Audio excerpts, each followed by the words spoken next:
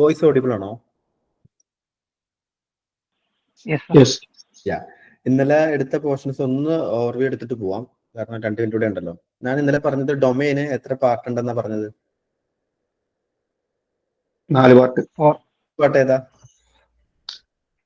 Protocol. Protocol എത്ര type ഉണ്ട്? 2 type. 2 types. ഏതൊക്കെയത്? HTTP, HTTPS. Okay. What is the difference between HTTP and HTTPS? HTTP Unsecure and secure. Secure and not secure. Difference എങ്ങനെ നമ്മൾ തിരിച്ചറിയാന്ന് പറഞ്ഞാൽ അത് എനിക്ക് മനസ്സിലായി, secure ആണെന്നുള്ളത്. ഇതെന്താ തമ്മിലുള്ള മേജർ ഡിഫറൻസ്? എന്താണ് ഈ SSL സർട്ടിഫിക്കറ്റ് കൊണ്ട് ഉദ്ദേശിക്കുന്നത്? അല്ലെങ്കിൽ HTTPS ആവുമ്പോൾ എന്ത് ഡിഫറൻസ് സംഭവിക്കുന്നത്? എൻക്രിപ്റ്റഡ് ആയിരിക്കും, സെക്യൂർ ആണ്. Very good. അതായത് എൻക്രിപ്ഷൻ നടക്കുന്നതാണ് HTTPS എന്ന് പറയുന്നത്. ഡാറ്റനെ എൻക്രിപ്റ്റ് ചെയ്യും, പ്ലെയിൻ ടെക്സ്റ്റിനെ എൻക്രിപ്റ്റ് ചെയ്ത് മറ്റൊരു വേർഷനിലേക്ക് ആക്കി ചെയ്യും. അല്ലാതെ വിത്തൗട്ട് പ്ലെയിൻ ആയിട്ട് കാണിക്കുന്നതാണ് HTTP. അപ്പോൾ ഡാറ്റ, അതായത് പ്രൈവസി ഡീറ്റെയിൽസ് അല്ലെങ്കിൽ വളരെ കോൺഫിഡൻഷ്യൽ ആയിട്ടുള്ള ആളുകളുടെ ഡാറ്റാസ് ഉണ്ട്, CVV number, credit card number, ഇങ്ങനെയുള്ള ഡാറ്റകൾ എപ്പോഴും HTTPS അല്ലെങ്കിൽ സെക്യൂർഡ് ആയ സൈറ്റുകൾ വഴി മാത്രം പാസ് ചെയ്യാൻ പോകാന്നുള്ളതാണ്. രണ്ടാമത്തെ പാർട്ട് ഏതാണ് ഡൊമൈൻ്റെ? Sub domain. ഡിഫോൾട്ട് ആയിട്ട് വരുന്ന സബ് ഡൊമൈൻ ഏതാ? www. ഓക്കെ, സബ് ഡൊമൈൻ ഒരു എക്സാമ്പിൾ പറയുകയാണെങ്കിൽ ഏതൊക്കെ പറയും? www. അത് ഡിഫോൾട്ട് വരുന്ന സബ് ഡൊമൈൻ ആണ്. സബ് ഡൊമൈൻ്റെ എക്സാമ്പിൾസ് പറയുകയാണെങ്കിൽ ഇപ്പോ ചിൽഡ്രൻ ഡൊമൈൻ. ചൈൽഡ് ഡൊമൈൻ എന്ന് പറയും. ഞാൻ ചോദിച്ച പ്യുവർ എക്സാമ്പിൾ ഉണ്ടല്ലോ, ഞാൻ ഇന്നലെ കുറച്ച് എക്സാമ്പിൾസ് കാണിച്ചായിരുന്നല്ലോ. academy.hubspot.com. പിന്നെ ഇപ്പൊ നിങ്ങൾ സ്ക്രീൻ നോക്കി തന്നെ നിങ്ങൾക്ക് ഐഡിയ കിട്ടും. ഇത് തന്നെ ഉണ്ടല്ലോ meet.google.com, drive.google.com, അതെ, calendar.google.com എന്ന് പറയാം. അതായത് www എന്ന് പറയുന്നത് റീപ്ലേസ് ആയിട്ട് എന്ത് വന്നു കഴിഞ്ഞാൽ നമുക്ക് അതിനെ സബ് ഡൊമൈൻ ആയിട്ട് കൺസിഡർ ചെയ്യാൻ പറ്റും. അത് സാധാരണഗതിയിൽ ഏത് സിറ്റുവേഷനിലാണ് അങ്ങനെ ചെയ്യുന്നത് വെച്ചാൽ, ഒരു ബിസിനസ്, ഒരു പാരന്റ് ഡൊമൈൻ ഒരു പർട്ടിക്കുലർ ബിസിനസ്സിൽ വിജയിക്കുകയും അവർക്ക് അതുമായി ബന്ധപ്പെട്ടതല്ല, ആ ഒരു പർട്ടിക്കുലർ സർവീസുമായി ബന്ധമില്ലെങ്കിൽ അതിന് അനുബന്ധ സർവീസുകൾ വേണ്ടി വന്നാൽ അതിന് നമുക്ക് എന്ത് ചെയ്യാം? സബ് ഡൊമൈൻ കൊടുക്കാം. ഇപ്പൊ google.com എന്ന് പറയുന്നത് എന്താ? സെർച്ച് എഞ്ചിൻ ആണ്. അത് അവരുടെ പ്രൈമറി ഡൊമൈൻ ആണ്. അതിനെ നിലനിർത്തിക്കൊണ്ടാണ് അവർ drive.google.com, meet.google.com, gmail.google തുടങ്ങിയിരിക്കുന്നത്. അപ്പൊ അതെല്ലാം പാരന്റ് കമ്പനി അവിടെ തന്നെ നിലനിർത്തും. google.com എന്നുള്ളത് അവസാനം ഉണ്ടാവും, പക്ഷെ തൊട്ട് മുമ്പിൽ ആ www വരുന്നിടത്ത് റീപ്ലേസ്മെന്റ് നടക്കും. അപ്പോൾ ചെയ്തുകൊണ്ടിരിക്കുന്ന ബിസിനസ്സിൽ നിന്ന് വ്യത്യസ്തമായ ഒരു ബിസിനസ് അതേ കമ്പനി അതേ പേരിൽ അതേ ഡൊമൈനിൽ തന്നെ നിലനിർത്തണമെന്നുണ്ടെങ്കിൽ അവിടെ നമുക്ക് എന്ത് ചെയ്യാം? സബ് ഡൊമൈൻ റെക്കമെൻഡ് ചെയ്യാം. ക്ലിയർ അല്ലേ? അങ്ങനെയാണെങ്കിൽ മൂന്നാമത്തെ പാർട്ട് എന്ന് പറയുന്നത് Domain name. ഡൊമൈൻ നെയിം നമ്മൾ എന്തൊക്കെ കാര്യങ്ങൾ നമ്മൾ ശ്രദ്ധിക്കും? ഷോർട്ട് ആയിരിക്കണം. Very good.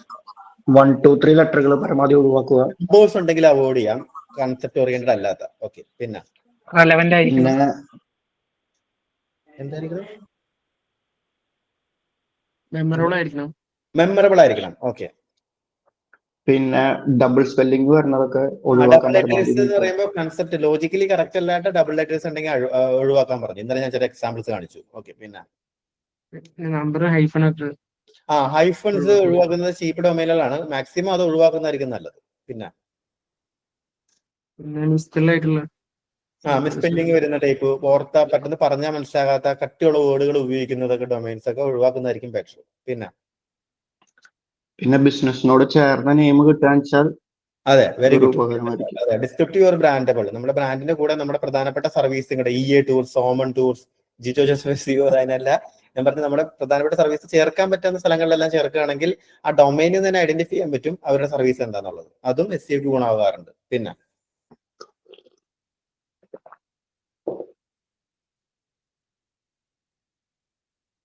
വേറെന്തെങ്കിലും പറഞ്ഞായിരുന്നോ?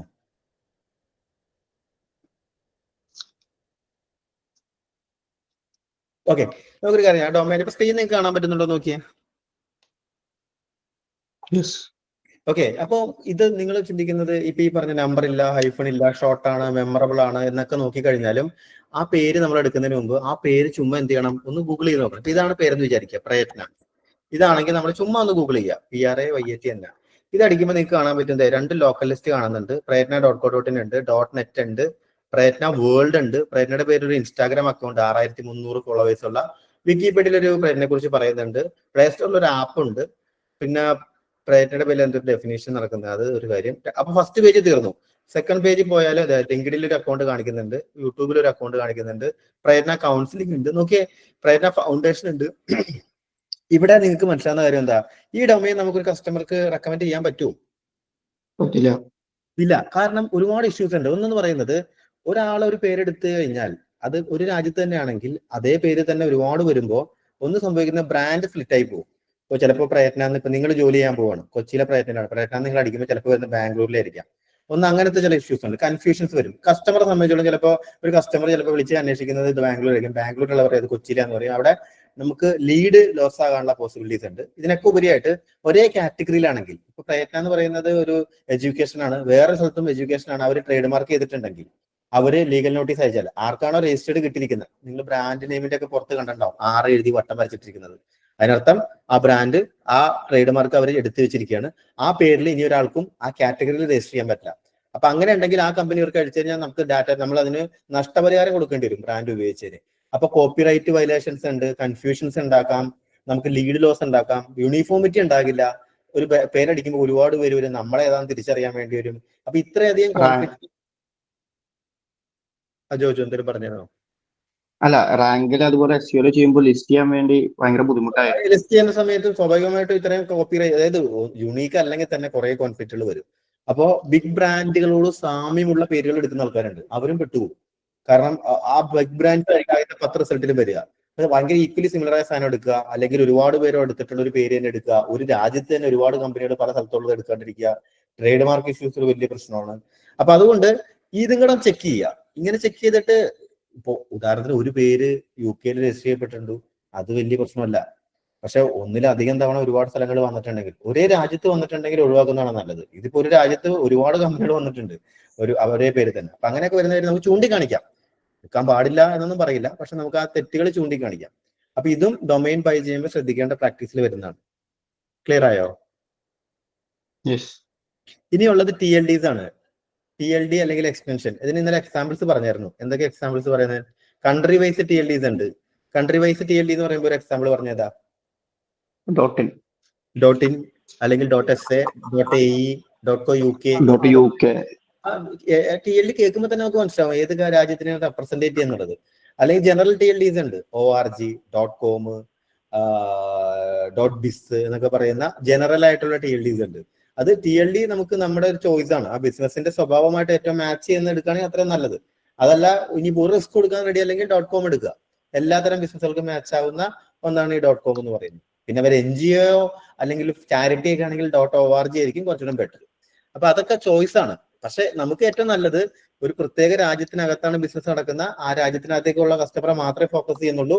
ഇന്ത്യയിലാണ് നടക്കുന്നതെങ്കിൽ നമുക്ക് .in റെക്കമെൻഡ് ചെയ്യാം. ഭയങ്കര വലിയ ഫാക്ടർ ആയിട്ടൊന്നും പറയണമെന്നില്ല. അതല്ല, അവർക്ക് .com വേണമെങ്കിൽ ഒരു പ്രശ്നമില്ല, അത് എടുക്കാം. അതാണ് അതിന്റെ പിന്നിലുള്ള പോയിന്റ് ഓഫ് വ്യൂ. ക്ലിയർ ആകുന്നുണ്ടോ? അപ്പൊ ഇനിയിപ്പോ ഡൊമൈൻ മേടിക്കുമ്പോൾ ശ്രദ്ധിക്കേണ്ട കാര്യം, ഇനിയിപ്പോ ഒരു ഡൊമൈൻ നിങ്ങൾക്ക് കണ്ടു കഴിഞ്ഞാൽ അത് തിരിച്ചറിയാൻ സാധിക്കണം, അത് സബ് ഡൊമൈൻ ആണോ മെയിൻ ഡൊമൈൻ ആണോ. അതിനകത്ത് ഏതൊക്കെ ഫാക്ടേഴ്സ് ഉണ്ട്? സെക്യൂർഡ് ഫാക്ടറി ഉണ്ട്, TLD ഒരു കുഞ്ഞു ഫാക്ടർ ആണ്, ഷോർട്ട് ആയിരിക്കണം, മെമ്മറബിൾ ആയിരിക്കണം, ഇത് ഡിഫോൾട്ട് വരുന്ന WW എന്ന് പറയുന്ന ഡിഫോൾട്ട് വരുന്ന സബ് ഡൊമൈൻ ആണ്, ഇത് പാരന്റ് ഡൊമൈൻ ആണ്. ഇത്തരത്തെ കാര്യങ്ങൾ നിങ്ങൾക്ക് ഒരു ഡൊമൈൻ കാണുമ്പോൾ തിരിച്ചറിയാൻ സാധിക്കുക എന്നുള്ളതാണ് ഇതുകൊണ്ട് ഉദ്ദേശിക്കുന്നത്. അല്ലാണ്ട് ഇവിടെ ബൈഹാർട്ട് ചെയ്യാൻ ഒന്നുമില്ല. പക്ഷെ ഈ ഒരു കാഴ്ചപ്പാട് തരാൻ വേണ്ടി മാത്രമായിരുന്നു ഇത്രയും ഭാഗം ഞാൻ പറഞ്ഞത്. അപ്പൊ അതിന്റെ PPT ഇന്നലെ ഷെയർ ചെയ്തിട്ടുണ്ട്, നിങ്ങൾക്ക് അത് റെഫർ ചെയ്ത് നോക്കാം. പിന്നെ ഞാൻ ഇന്നലെ ഒരു പ്രോംപ്റ്റും കൊടുത്തിട്ടുണ്ടായിരുന്നു, കൂടുതൽ ആഴത്തിൽ പഠിക്കാനായിട്ട്. പുതിയ എന്തെങ്കിലും ഇൻഫർമേഷൻ നിങ്ങൾക്ക് കണ്ടുപിടിച്ചിട്ടുണ്ടെങ്കിൽ ഷെയർ ചെയ്യാം, മറ്റുള്ളവർക്ക് കൂടെ വേണ്ടിയിട്ടാണ്, ഞാൻ പറയാതെ കൂടാതെ.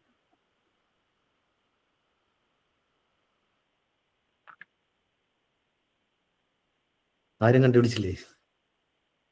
ഞാൻ പ്രോംപ്റ്റ് തന്നായിരുന്നു, അതിനകത്ത് ഞാൻ ടോപ്പിക് ഉൾപ്പെടെ ഇട്ടാണ് തന്നത്.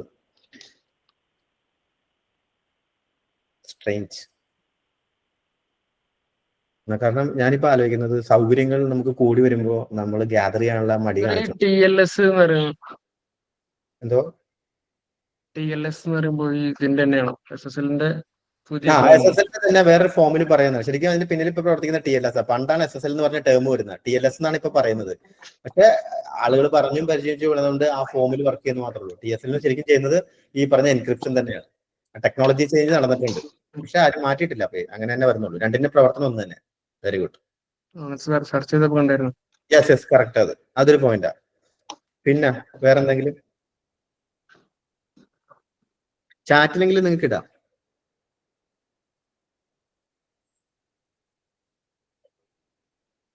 വളരെ സിമ്പിളായി ഞാനൊരു പ്രോംപ്റ്റ് ഉണ്ടാക്കി. ആ പ്രോംപ്റ്റിലെ ടോപ്പിക് വെച്ചിട്ട് ജസ്റ്റ് നിങ്ങൾ ചാറ്റ് ജിപിടിയിൽ പേസ്റ്റ് ചെയ്ത് നോക്കാനുള്ള ഒരു മടി കാണിച്ചു എന്ന് പറയുമ്പോൾ എത്ര പവറിലാണ് നിങ്ങളുടെ ഒരു പഠിക്കാനുള്ള ഒരു ആഗ്രഹം നിൽക്കണമെന്ന് അറിയാൻ കൂടി ചോദിച്ചത്. എനിക്ക് വേണമെന്നില്ല, പക്ഷെ അതൊരു ദുഃഖകരമായ ഒരു അവസ്ഥയാണ്. ഓക്കെ, കാരണം എന്താന്ന് വെച്ച് കഴിഞ്ഞാൽ പണ്ട് നമുക്കൊരു 10 ഇൻഫർമേഷൻ കിട്ടിയിട്ട് അടുത്തത് കിട്ടണമെന്നുണ്ടെങ്കിൽ 4, 5, 6 ബ്ലോഗ് റെഫർ ചെയ്യണം. അങ്ങനെ വായിക്കുമ്പോൾ ചിലപ്പോൾ ആദ്യത്തെ ബ്ലോഗിൽ ഞാൻ പഠിച്ചത് ഒന്ന് തന്നെ ആയിരിക്കും, രണ്ടാമത്തെ ബ്ലോഗിൽ വലിയ വ്യത്യാസം ഉണ്ടാവില്ല. 8, 10, 12 ബ്ലോഗ് വായിക്കുമ്പോഴാണ് ചിലപ്പോൾ ഇൻഫർമേഷൻ കിട്ടുക. ഞാൻ ഭയങ്കര കാര്യമായിട്ട് പറഞ്ഞല്ല, പക്ഷെ ഇന്നിപ്പോ അത്ര ആവശ്യമില്ലല്ലോ. ഒരു പ്രോംപ്റ്റ് ഞാൻ റെഡിയാക്കി നിങ്ങളുടെ കയ്യിൽ തന്നിട്ട് നിങ്ങൾക്ക് ഒരു പുതിയ പോയിന്റ് പറയാനില്ല എന്ന് പറയുമ്പോൾ എക്സെപ്റ്റ് റിഗിൽ ഇല്ലാന്നുണ്ടെങ്കിൽ അത് നിങ്ങളിലേക്ക് തന്നെ തിരിഞ്ഞു നോക്കേണ്ട സമയമായിട്ടുണ്ട് കേട്ടോ.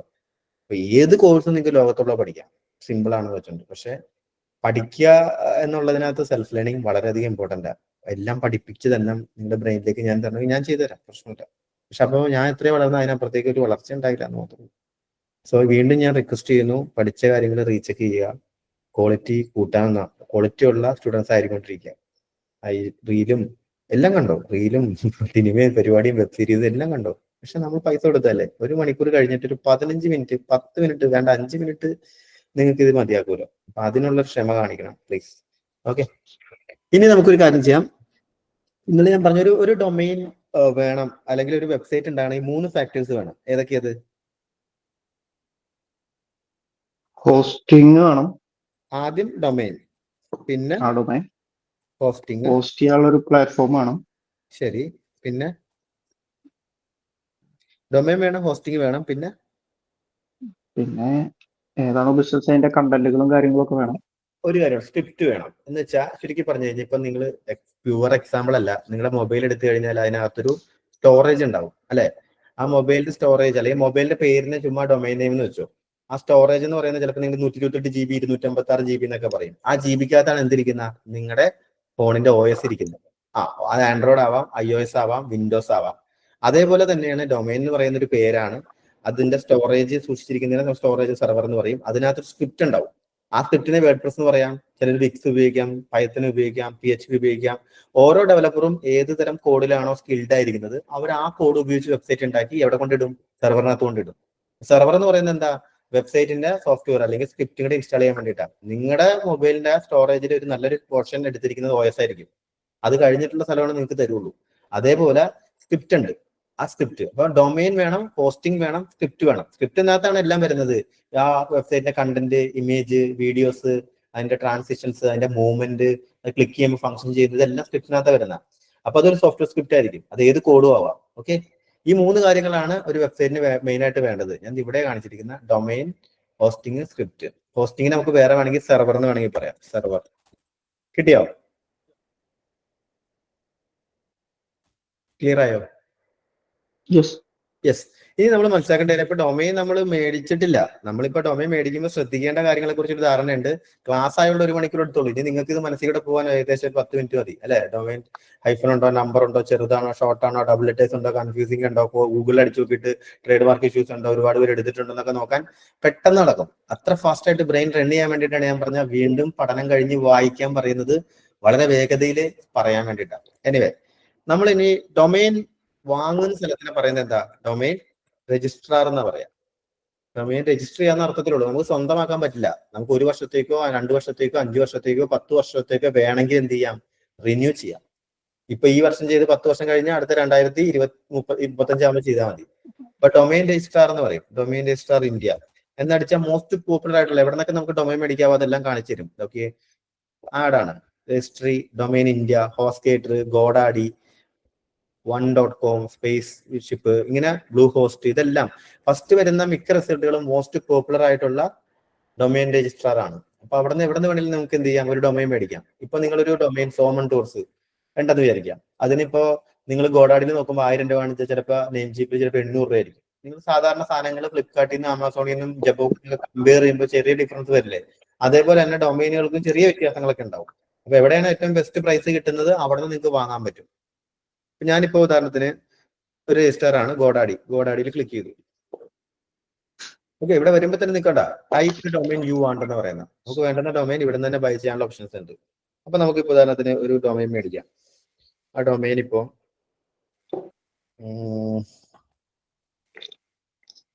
ക്ലിയർ മൈ കോഴ്സ്,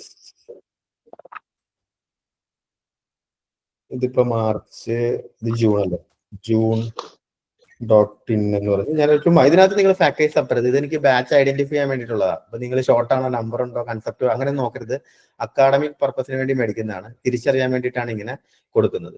സെർച്ച് കൊടുത്തു, നിങ്ങൾക്ക് ആവശ്യമെന്ന് തോന്നുന്ന ഡൊമൈൻ ചുമ്മാ ഗൂഗിളിൽ പോയി സെർച്ച് ചെയ്യുക. ഇത് അവൈലബിൾ ആണോ? മേക്ക് ഇറ്റ് യൂസ് പറയുന്നുണ്ട്. അതെ, അവൈലബിൾ ആണ്. ഇവിടെ തൊട്ട് വീണ്ടും പഠിച്ചു പോവാ. ഫസ്റ്റ് നമ്മൾ സെർച്ച് ചെയ്യുക, അവൈലബിൾ ആണോ നോക്കുക. അവൈലബിൾ ആണെന്ന് കാണിച്ചു കഴിഞ്ഞാൽ നമ്മൾ എന്ത് ചെയ്യുക, മേക്ക് ഇറ്റ് യൂസ് എന്നുള്ള ഓപ്ഷൻ ഉണ്ട്. പക്ഷെ അതിന് ഇപ്പുറത്ത് കണ്ടോ ബണ്ടിൽ സേവ് എന്ന് പറഞ്ഞ് കാണിക്കുന്നുണ്ട്. നിങ്ങൾക്ക് ഈ TLD വേണമെന്ന് ചോദിക്കണത്. പക്ഷെ ഇതിനകത്ത് XYZ info.net.store എന്ന് പറയുന്നത് അത്ര ഇമ്പോർട്ടന്റ് ഒന്നുമല്ല. എന്തിനാ ഇങ്ങനെ ചോദിക്കണമെന്ന് വെച്ച് കഴിഞ്ഞാൽ, സാധാരണഗതിയിൽ നമ്മളിപ്പോ വലിയൊരു പേരാന്ന് വിചാരിക്കുക, ക്ലിയർ മൈ കോഴ്സ് വിടുക, ക്ലിയർ മൈ കോഴ്സ് മാത്രം, എന്നാലും ക്ലിയർ മൈ കോഴ്സ് എടുക്കുക, ക്ലിയർ മൈ കോഴ്സ് മാത്രമേ ഉള്ളൂ, .in എടുത്തു. സ്വാഭാവികമായിട്ടും .in കൂടെ നിങ്ങൾ ഒരു TLD എന്നോട് വാങ്ങി വെച്ചോളാൻ പറയും. അത് ഏത് TLD ആയിരിക്കും?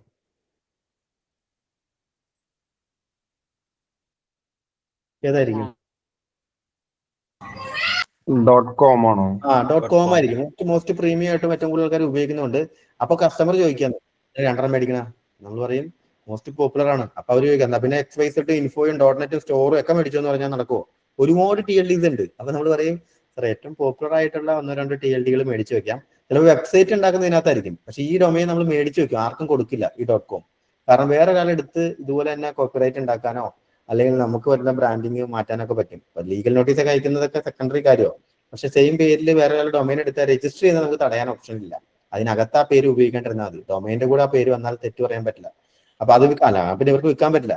അപ്പൊ അതുകൊണ്ട് തന്നെ നമ്മൾ പറയും കസ്റ്റമർ എടുത്ത്, സാറ് .ന്റെ കൂടെ ദുബായിലെ കസ്റ്റമർ ആണെങ്കിൽ പറയും .a എടുത്താൽ നല്ലതായിരിക്കും, .com എടുത്താൽ നല്ലതായിരിക്കും. അത് ആ ഡൊമൈൻ ചുമ്മാ മേടിച്ച് വെച്ചേക്കാം, എല്ലാ വർഷവും റിന്യൂ ചെയ്ത് ഉപയോഗിക്കുകയാണെങ്കിൽ ആ ബ്രാൻഡ് വലുതാകുമ്പോൾ അതാരും എടുത്തു പോവില്ല എന്ന് വേണമെങ്കിൽ പറയാം. ഒരു റെക്കമെൻഡേഷൻ ആണ്, നിർബന്ധമൊന്നുമില്ല. മിക്കവാറും ക്ലയന്റുകൾ പറയും നമ്മൾ സ്റ്റാർട്ടപ്പ് ആണ്, ഇത് തന്നെ രക്ഷപ്പെടുമെന്ന് അറിയില്ല, തൽക്കാലം ഈ ഒരെണ്ണം മതി എന്ന് പറയുമ്പോൾ അവരോട് നമ്മൾ പറയും ഓക്കെ, നാളെ നമുക്ക് 1 വർഷം കഴിഞ്ഞ് നോക്കാന്ന് പറഞ്ഞാൽ ഞാൻ പറയും സാർ 1 വർഷം കഴിഞ്ഞ് ആ ഡൊമൈൻ ഉണ്ടാകണമെന്നില്ല, അന്ന് ഉണ്ടെങ്കിൽ നമുക്ക് മേടിക്കാം എന്നേ പറയാൻ പറ്റുള്ളൂ. കാരണം ഇതെടുത്തു ബാക്കി .com ആരും മേടിക്കില്ല എന്നൊന്നും പറയാൻ പറ്റുമോ? ഇല്ല. അപ്പൊ അതുകൊണ്ട് ആ ചാൻസ് നമ്മൾ പറയും എന്ന് മാത്രമേ ഉള്ളൂ. ക്ലിയർ ആയോ?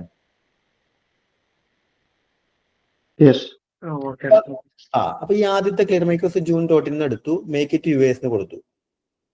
Okay, yes. ഇനി കണ്ടിന്യൂ അടിക്കുകയാണ്. ഇവിടെ നിന്ന് തന്നെ എല്ലാ ഓപ്ഷൻ തന്നെ. സാധാരണ സാധനങ്ങളൊക്കെ നിങ്ങൾ വാങ്ങില്ല, അതേ പ്രൊസീജിയർ തന്നെ. ഇവിടെ സാധനം അല്ല മേടിക്കുന്ന, ഒരു പേരാണ് വാങ്ങുന്നത്. ഈ ഒരു ചേഞ്ചേ ഉള്ളൂ. ഓൾറെഡി എന്റെ അക്കൗണ്ട് ലിങ്ക് ആയി കിടക്കുക. ഗോഡാഡിയിൽ നിങ്ങൾ ലോഗിൻ ചെയ്യാൻ ഒന്നും വേണ്ട. നിങ്ങൾക്ക് ഒരു Gmail ഉണ്ടെങ്കിൽ അത് വെച്ച് ലോഗിൻ ചെയ്യാൻ പറ്റും. അപ്പൊ ഞാൻ എന്റെ Gmail ലോഗിൻ ആയി കിടക്കുന്നതുകൊണ്ടാണ് ഇങ്ങനെ കാണിക്കുന്നത്. നിങ്ങൾക്ക് ഒരു Gmail ഉണ്ടെങ്കിൽ ഇതിലേക്ക് ഈസി ആയിട്ട് ലോഗിൻ ചെയ്യാം, സൈൻ അപ്പ് ചെയ്ത് കയറാം. വേറെ ഒന്നും പ്രോസസ് ഇല്ല. ഇവിടെ വരുമ്പോ നോക്കിയേ, 3 വർഷത്തേക്കും ഞാൻ പറഞ്ഞു മിനിമം എത്ര നാളത്തേക്കാണ് നമുക്ക് ഒരു ഡൊമൈൻ രജിസ്റ്റർ ചെയ്യാൻ പറ്റുക? 1 year. 1 year, മാക്സിമം 10 year വരെ കാണിക്കുന്ന. ചില സ്ഥല വ്യത്യാസം ഉണ്ടാവും. 1, 2, 3, 5, 6 ഇങ്ങനെ പഠിക്കാം.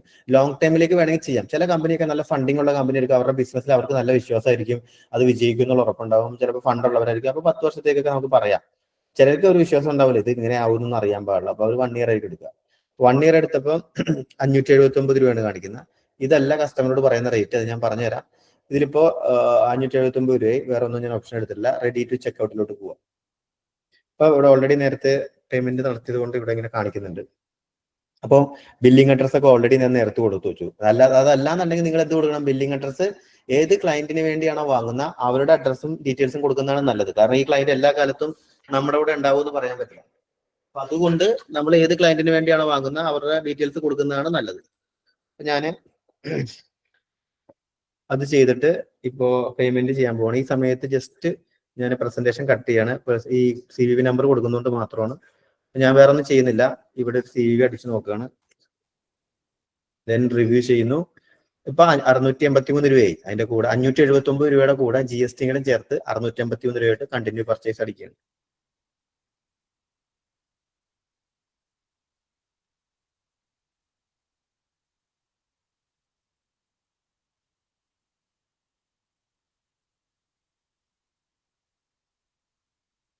അടുത്ത 3 മണിക്കൂറിൽ കനത്ത മഴ. ഇതെന്ത് എപ്പോഴും വന്നിട്ടുണ്ടല്ലോ.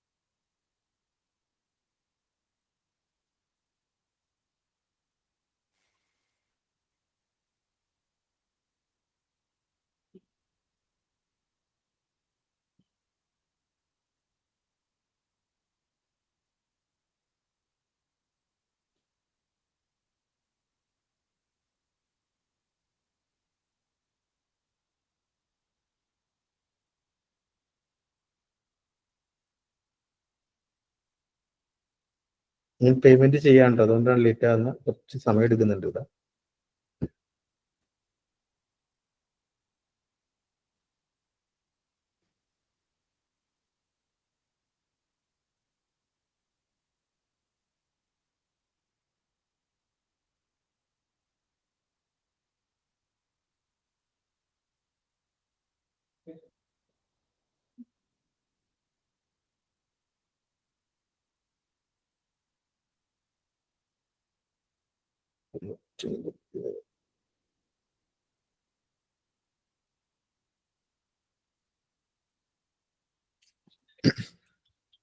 ഇത് കറങ്ങിക്കൊണ്ടിരിക്കുകയാണ്. എന്തെങ്കിലും ഡൗട്ട് ഉണ്ടെങ്കിൽ എനിക്ക് ചോദിക്കാട്ടെ ഈ സമയത്ത്.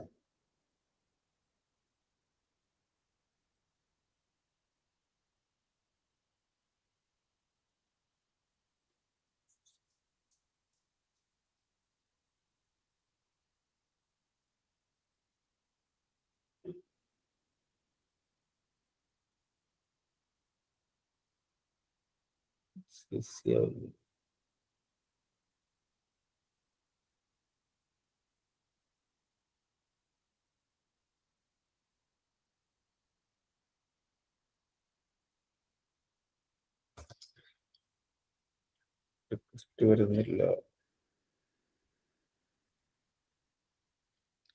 ഹലോ, ചോദിച്ചോളൂ. ഡൗട്ട്.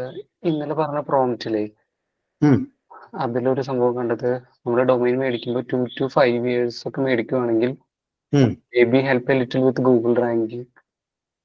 Very good question. അതായത് അതൊരു മിത്താണ്, അത് ഉറപ്പിക്കാനൊന്നും വയ്യ. അതായത് ലോങ് ടൈമിലേക്ക് രജിസ്റ്റർ ചെയ്യപ്പെടുന്ന ഡൊമൈൻ എന്ന് വെച്ചാൽ 5 വർഷത്തേക്കോ 10 വർഷത്തേക്കോ ഒരു ഡൊമൈൻ രജിസ്റ്റർ ചെയ്യുകയാണെങ്കിൽ ഗൂഗിളിൽ കിട്ടുന്ന ഒരു സിഗ്നൽ എന്താന്ന് വെച്ചാൽ ഈ കമ്പനി ഒരു തട്ടിപ്പിന് തുടങ്ങുന്ന കമ്പനി അല്ല എന്നൊരു ഫീൽ കിട്ടും. കാരണം എന്താ, സ്പാം അടിക്കാൻ വരുന്ന ഒരു കമ്പനി. ഏതോ ട്രസ്റ്റ് വർത്തി ആണെന്ന് ഫീൽ ചെയ്യും. അതാണ്. അതായത് പെട്ടെന്ന് അങ്ങനെ ഒരു കമ്പനി സാധാരണഗതിയിൽ അങ്ങനെയുള്ള കമ്പനികൾ, ലോങ് ടൈമിലേക്ക് ഫോക്കസ് ചെയ്യുന്ന കമ്പനികൾ അങ്ങനെ ചെയ്യാറില്ല. അപ്പൊ ആ അർത്ഥത്തിൽ അങ്ങനെ ഫീൽ ഉണ്ട്. പക്ഷെ അത് ഒരു മിത്താണെന്നും പറയും. പക്ഷെ അതിന് തെറ്റൊന്നുമില്ല. അങ്ങനെ ഒരു സാധനമുണ്ട്. Very good. അതൊരു അന്വേഷണം നടന്നിട്ടുണ്ട്. Thank you. വേറെ എന്തെങ്കിലും ഇതുപോലത്തെ പോയിന്റ്സ് നിങ്ങൾ കളക്ട് ചെയ്ത് വെച്ചിട്ട് മിണ്ടാണ്ടിരിക്കരുത്, പറയണം. എന്നിട്ട് ക്ലാരിറ്റി വരുത്തണം. ഇവിടെ പേയ്മെന്റിന്റെ വരുന്നില്ല കേട്ടോ, അതുകൊണ്ടാണ് ഞാൻ ഇങ്ങനെ ഡൗട്ട് ഉണ്ടോന്ന് ചോദിക്കുന്നത്. സമയം കളയണ്ടല്ലോ എന്ന് വെച്ചിട്ടാണ്. പറ്റിയെന്നറിയില്ല.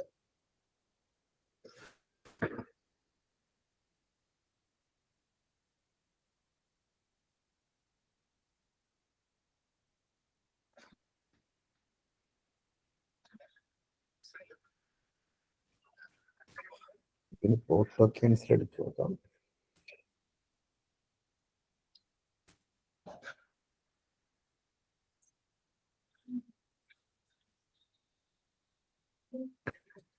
റീലോഞ്ച് ചെയ്യാൻ കേട്ടോ, കാരണം ലൈവായിട്ട് ചെയ്യുന്നതുകൊണ്ട് തന്നെ ഇച്ചിരി മിസ്റ്റേക്സ് ഇതിനകത്ത് വരുന്നുണ്ട്. പേയ്മെന്റിന്റെ ആണ്. ചെക്ക് ചെയ്തിട്ട് ഞാൻ അപ്ഡേറ്റ് ചെയ്യാം.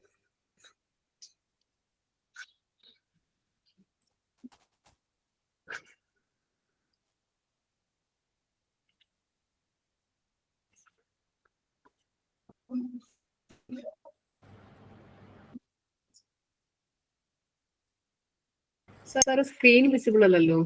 ഞാനത് ഈ പേയ്മെന്റിന് വേണ്ടി കട്ട് ചെയ്താണ് കേട്ടോ. ഇപ്പൊ തന്നെ ഇടാം കേട്ടോ. ഓക്കെ.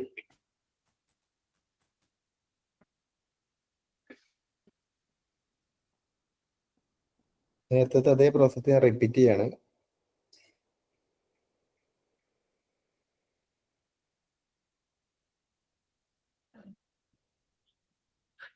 വേറൊരു ഡൗട്ട്. ചോദിച്ചു. ഈ പ്രൊഫഷണൽ ഇമെയിൽ എന്ന് പറയുന്നത് അതെന്താ, ഇതിന്റെ കൂടെ മേടിക്കുക എന്ന് പറയുന്നത്? അതായത് ഇപ്പൊ ഒരു കമ്പനിയുടെ പേര് ആ കമ്പനിയുടെ ഡൊമൈൻ നെയിം apple.com ആണെന്ന് വിചാരിക്കുക. അപ്പം info@apple.com, അതായത് മെയിലിന്റെ കൂടെ info@ നമ്മൾ സാധാരണ ഉപയോഗിക്കുന്നതൊക്കെ നമ്മുടെ പേരല്ലേ. ഇപ്പൊ ജിജോ ജോസഫ് @gmail.com @yahoo.com എന്നൊക്കെ പറയുന്നത് ഒരു പ്രൊഫഷണൽ മെയിലുകളല്ല. അതെല്ലാം നമ്മൾ ഫ്രീ ആയിട്ട് ക്രിയേറ്റ് ചെയ്യുന്ന മെയിലിടാം.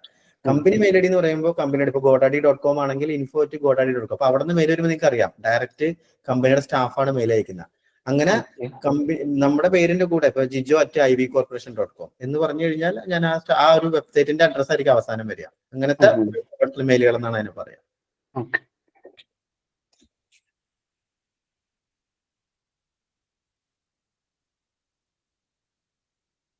അതുപോലെ എന്തെങ്കിലും ഡൗട്ട് ഉണ്ടെങ്കിൽ ഇപ്പൊ ചോദിച്ചോട്ടെ. ഇതിപ്പോ ഞാൻ രണ്ടാമത് ചെയ്തുകൊണ്ടിരിക്കുകയാണ്, അതുകൊണ്ടാണ് വീണ്ടും നിങ്ങൾ പറയുന്നത്. സമയം പാഴാക്കണ്ട, ഡൗട്ട് ഉണ്ടെങ്കിൽ ക്ലാരിഫൈ ചെയ്യാം.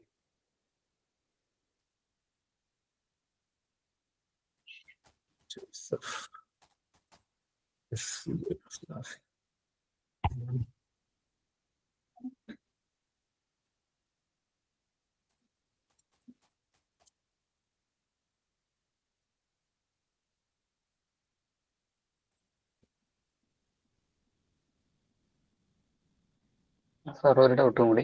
ചോദിച്ചു. ഈ ട്രേഡ് മാർക്ക് ചെക്ക് ചെയ്യാൻ പറയുന്നത് അതെന്താ? ട്രേഡ് മാർക്ക് എന്ന് പറഞ്ഞാൽ ഇപ്പൊ ഉദാഹരണത്തിന് നമ്മളൊരു പേര് കണ്ടുപിടിച്ചു, അത് നമ്മൾക്ക് ഇപ്പൊ ഗൂഗിൾ ചെയ്ത് കഴിഞ്ഞാൽ കുറെ കിട്ടുമെങ്കിലും നമ്മൾ കണ്ടുപിടിച്ച പേര് നമ്മുടെ തന്നെ ഇപ്പൊ നമ്മളെ സെക്ടർ ഇപ്പോ എഡ്യൂക്കേഷൻ ആണെങ്കിൽ എഡ്യൂക്കേഷനിൽ ആരെങ്കിലും എടുത്തിട്ടുണ്ടോ, രജിസ്റ്റർ ചെയ്ത് വെച്ചിട്ടുണ്ടോ എന്ന് അറിയാൻ പറ്റും ആ പേര്. അപ്പൊ അതിന് ചെക്ക് ചെയ്യുമ്പോൾ ഓൾറെഡി രജിസ്റ്റർ എന്ന് പറഞ്ഞാൽ പിന്നെ ആ പേര് നമ്മൾ എടുക്കരുത്. ഇപ്പൊ പ്രയത്ന നമ്മൾ ചെക്ക് ചെയ്തു, ഓക്കെ പ്രയത്ന ഇന്ത്യ തന്നെ ട്രേഡ് മാർക്ക് ചെയ്തിട്ടുണ്ട്. ഗോഡാഡിയിൽ തന്നെ കാണിക്കൂ? ഗോഡാഡി കാണിക്കില്ല, ഗോഡാഡിയിലെ ഒന്നും കാണിക്കില്ല. ഗോഡാഡിയിലെ ഏത് ഡൊമൈൻ ആണെങ്കിലും അവൈലബിൾ ആണെങ്കിൽ നമ്മുടെ ട്രേഡ് മാർക്ക് ചെക്ക് എന്ന് പറഞ്ഞൊരു ടൂൾ ഉണ്ട് ഇന്ത്യ ഗവൺമെന്റിന്റെ, അതിൽ കയറി കഴിഞ്ഞാൽ ഏതാ അത് ഗവൺമെന്റിന്റെ അല്ലേ? അതെ അതെ, ഗവൺമെന്റിന്റെ സൈറ്റിൽ കയറി ചെക്ക് ചെയ്യണം. കാരണം രജിസ്ട്രേഷൻ അതെ അതെ അതിനകത്ത് അറിയാൻ പറ്റുള്ളൂ. അത് ഓപ്പൺ ആണ്, ആർക്കും ചെക്ക് ചെയ്യാം. പിന്നെ ഞാൻ ഷെയർ ചെയ്യാം. ഇപ്പൊ അത് ആയിട്ടുണ്ടെന്നാ തോന്നണം, ഇച്ചിരി സമയം എടുക്കുന്നുണ്ട്. സ്ക്രീൻ കാണാൻ പറ്റുന്നുണ്ടോ? യെസ്. അപ്പൊ നമ്മളിപ്പോ ഡൊമൈൻ ബൈ ചെയ്തു, ഒന്നുമില്ല, ജസ്റ്റ് നമ്മളെ ഡൊമൈൻ അവൈലബിൾ ആണെന്ന് ചെക്ക് ചെയ്തു, കാർട്ട് അടിച്ചു, ചെക്ക്ഔട്ട് അടിച്ചു, ബില്ലിംഗ് ഡീറ്റെയിൽസ് കൊടുത്തു, പേയ്മെന്റ് അടിച്ചു, ഡൺ. ഇത്രയേ ഉള്ളൂ ഒരു ഡൊമൈൻ മേടിക്കുന്ന പ്രോസസ്സ്. അതിന് മുമ്പുള്ള ഈ കാര്യങ്ങൾ അറിഞ്ഞിരിക്കണം എന്ന് മാത്രമേ ഉള്ളൂ. ഡൊമൈൻ മേടിക്കാൻ ചെന്ന് അവിടെ ചെന്ന് നോക്കിയാൽ മതി. ഇനിയിപ്പോ നിങ്ങൾക്ക് ഒരു പേര് കേൾക്കുമ്പോൾ തന്നെ പെട്ടെന്ന് ഗൂഗിൾ ചെയ്യാനില്ല, നോക്കിയാൽ പേരും കാര്യങ്ങളൊക്കെ ഉണ്ടോ നോക്കിയിട്ട് പെട്ടെന്ന് ബൈ ചെയ്യാൻ പറ്റും. 10 മിനിറ്റ് പോലെ ആവശ്യം. ഒരു ഡൗട്ട്, നമ്മളെ ഡൊമൈൻ മേടിക്കുമ്പോഴേ നോർമലി പറയും ഒരു ക്ലയന്റിന് വേണ്ടി മേടിക്കാന്ന് വെച്ചാൽ ക്ലയന്റിന്റെ പേരിൽ ക്ലയന്റിന്റെ അക്കൗണ്ടിൽ ക്രിയേറ്റ് ചെയ്ത് മേടിക്കാൻ പറയും. അപ്പൊ നമ്മളിപ്പോ ഗോഡാഡിയിൽ ഞാൻ സൈൻ ചെയ്യണത് എന്റെ അക്കൗണ്ട് വെച്ചിട്ടാണ് സൈൻ ചെയ്യണേ.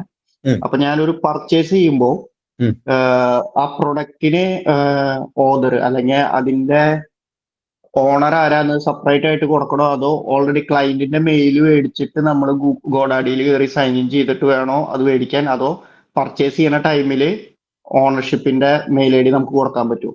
ഡൊമൈൻ ഓണർഷിപ്പിന്റെ. Very good question. അതായത് നമ്മളൊരു കസ്റ്റമർക്ക് വേണ്ടി മേടിക്കുമ്പോൾ സ്വാഭാവികമായിട്ടും അതിന്റെ പൈസ തരുന്നതും അത് അവർക്ക് വേണ്ടി വാങ്ങുന്നതായതുകൊണ്ടും നാളെ ഫ്യൂച്ചറിൽ അവർ തന്നെ അത് റിന്യൂ ചെയ്ത് കൊണ്ടു നടക്കുന്നുണ്ടോ നമ്മൾ അവർക്ക് വേണ്ടി ഒരു ജിമെയിൽ ഉണ്ടാക്കിയെടുക്കുക, ഒരു പാസ്വേഡും ഒന്നെങ്കിൽ അവരുടെ ജിമെയിൽ ഐഡിയും പാസ്വേഡും തരാൻ നോക്കുക. അപ്പൊ അവർ പറയില്ല ഞങ്ങളുടെ ഇല്ല എന്ന് പറഞ്ഞാൽ അവരുടെ പേരിൽ ഒരെണ്ണം നമ്മൾ ക്രിയേറ്റ് ചെയ്ത് അത് ഉപയോഗിച്ചിട്ട് അവർക്ക് വേണ്ടിയുള്ള എല്ലാം, ഇപ്പൊ SEO ആണെങ്കിൽ ഹോസ്റ്റിംഗ് മേടിക്കണം, ഡൊമൈൻ മേടിക്കണം, ബാക്ക് ലിങ്ക് ചെയ്യണം, പല പർപ്പസുകളുണ്ട്. ഡിജിറ്റൽ മാർക്കറ്റിംഗ് റിലേറ്റഡ് എല്ലാത്തിനും ഒരു ജിമെയിൽ വേണ്ടി വരും. അപ്പൊ ആ അർത്ഥത്തിൽ നമ്മൾ അവർക്ക് വേണ്ടി ഒരു ജിമെയിൽ ഐ ഡി ഉണ്ടാക്കിയ പാസ്വേഡ് ഉണ്ടാക്കിയതിനു ശേഷം അത് ഉപയോഗിച്ച് അവർക്ക് വേണ്ടിയുള്ള എല്ലാ കാര്യങ്ങളും ചെയ്താൽ നാളെ അവർ വിട്ടുപോകുമ്പോൾ ഇതാ ഈ മെയിൽ ഐ ഡി ഉപയോഗിച്ച് പാസ്വേഡ് ഉപയോഗിച്ചിട്ടാണ് ഞാൻ എല്ലാം ചെയ്തിരിക്കുന്നത്, ഇതിൽ കയറിയാൽ നിങ്ങൾക്ക് ആക്സസ് കിട്ടുമെന്ന് വെച്ചാൽ സിമ്പിളാ. പകരം ഞാൻ എന്റെ മെയിൽ ഐ ഡി കൊണ്ട് തന്നെ മേടിച്ച നാളെ ട്രാൻസ്ഫർ ചെയ്ത് കൊടുക്കണം, ഡാറ്റ ചിലപ്പോൾ എന്റെ ഡാറ്റ ഉണ്ടാവും, എനിക്ക് കൊടുക്കാൻ പറ്റില്ല, ട്രാൻസ്ഫർ ചെയ്യാൻ പോകണം, ട്രാൻസ്ഫറിന് കോസ്റ്റ് വരും എന്നുള്ളതാണ്. അപ്പൊ അതുകൊണ്ട് ചില കമ്പനികൾക്ക് അങ്ങനെയല്ല, ആ കമ്പനി പറയും ഞങ്ങളുടെ കമ്പനി മെയിൽ ഐ ഡി തന്നെ എല്ലാം മേടിച്ചാൽ മതി, അവിടെ പോളിസി മെയിൻറ്റെയിൻ ചെയ്യാം. ഫ്രീലാൻസർ ആകുമ്പോൾ ഞാൻ ചെയ്യുന്നത് അങ്ങനെയാണ്, എത്ര കസ്റ്റമർ ഉണ്ടോ അത്രയും കസ്റ്റമറിന് ജിമെയിൽ ഐ ഡിയും പാസ്വേഡും വേറെ ഉണ്ടാക്കും, അവരുടേതായ കാര്യങ്ങളെല്ലാം അത് അവരുടെ മെയിൽ ഐ ഡിയും പാസ്വേഡിൽ തന്നെ ചെയ്യുകയും നാളെ അവരെന്നെ വിട്ടു പോകുമ്പോൾ ഞാൻ ആ സാധനം തിരിച്ചു കൊടുക്കുകയും ചെയ്യുമ്പോൾ ഇതിനകത്ത് ഉണ്ടല്ല എന്ന് പറയും. എന്നിട്ട് അവരോട് പറയും നിങ്ങൾ വേണമെങ്കിൽ ഈ ജിമെയിലിന്റെ പാസ്വേഡ് ഒക്കെ മാറ്റിക്കോ എന്ന് പറഞ്ഞാൽ ആ കോൺഫിഡൻഷ്യാലിറ്റി അവിടെ നടക്കും. ഏറ്റവും ബെസ്റ്റ് ഓപ്ഷൻ അങ്ങനെ ചെയ്യുന്നതാണ്. ക്ലിയർ ആയോ?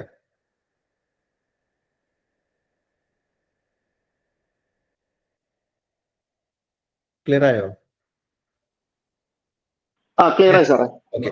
ഇപ്പൊ ഡൊമൈൻ ഞാൻ മേടിച്ചിട്ടുണ്ട്, ഇപ്പൊ ആ പ്ലാന് വരുന്നുള്ളൂ. ഇപ്പൊ നമുക്ക് എന്താ പറയാ, ക്ലിയർ മേക്കേഴ്സ് ഇതാണ് മേടിച്ചിരിക്കുന്നത്, 1 ഇയറിലേക്കാണ് മേടിച്ചിരിക്കുന്നത്. ഇവിടെ കാണിക്കും എക്സ്പയർ 18 ജൂൺ 2026 അടുത്ത പ്രാവശ്യത്തെ റിന്യൂവൽ കോസ്റ്റ് അപ്രോക്സിമേറ്റ് കാണിച്ചിട്ടുണ്ട് 749 എന്നുള്ളത്. നമ്മൾ ക്രെഡിറ്റ് കാർഡാണ് കൊടുത്തെങ്കിൽ ഓട്ടോ റിന്യൂവൽ ഓൺ ആക്കിയിട്ട് കഴിഞ്ഞാൽ അടുത്ത വർഷം തന്നെ എടുത്ത് പൊക്കോളും.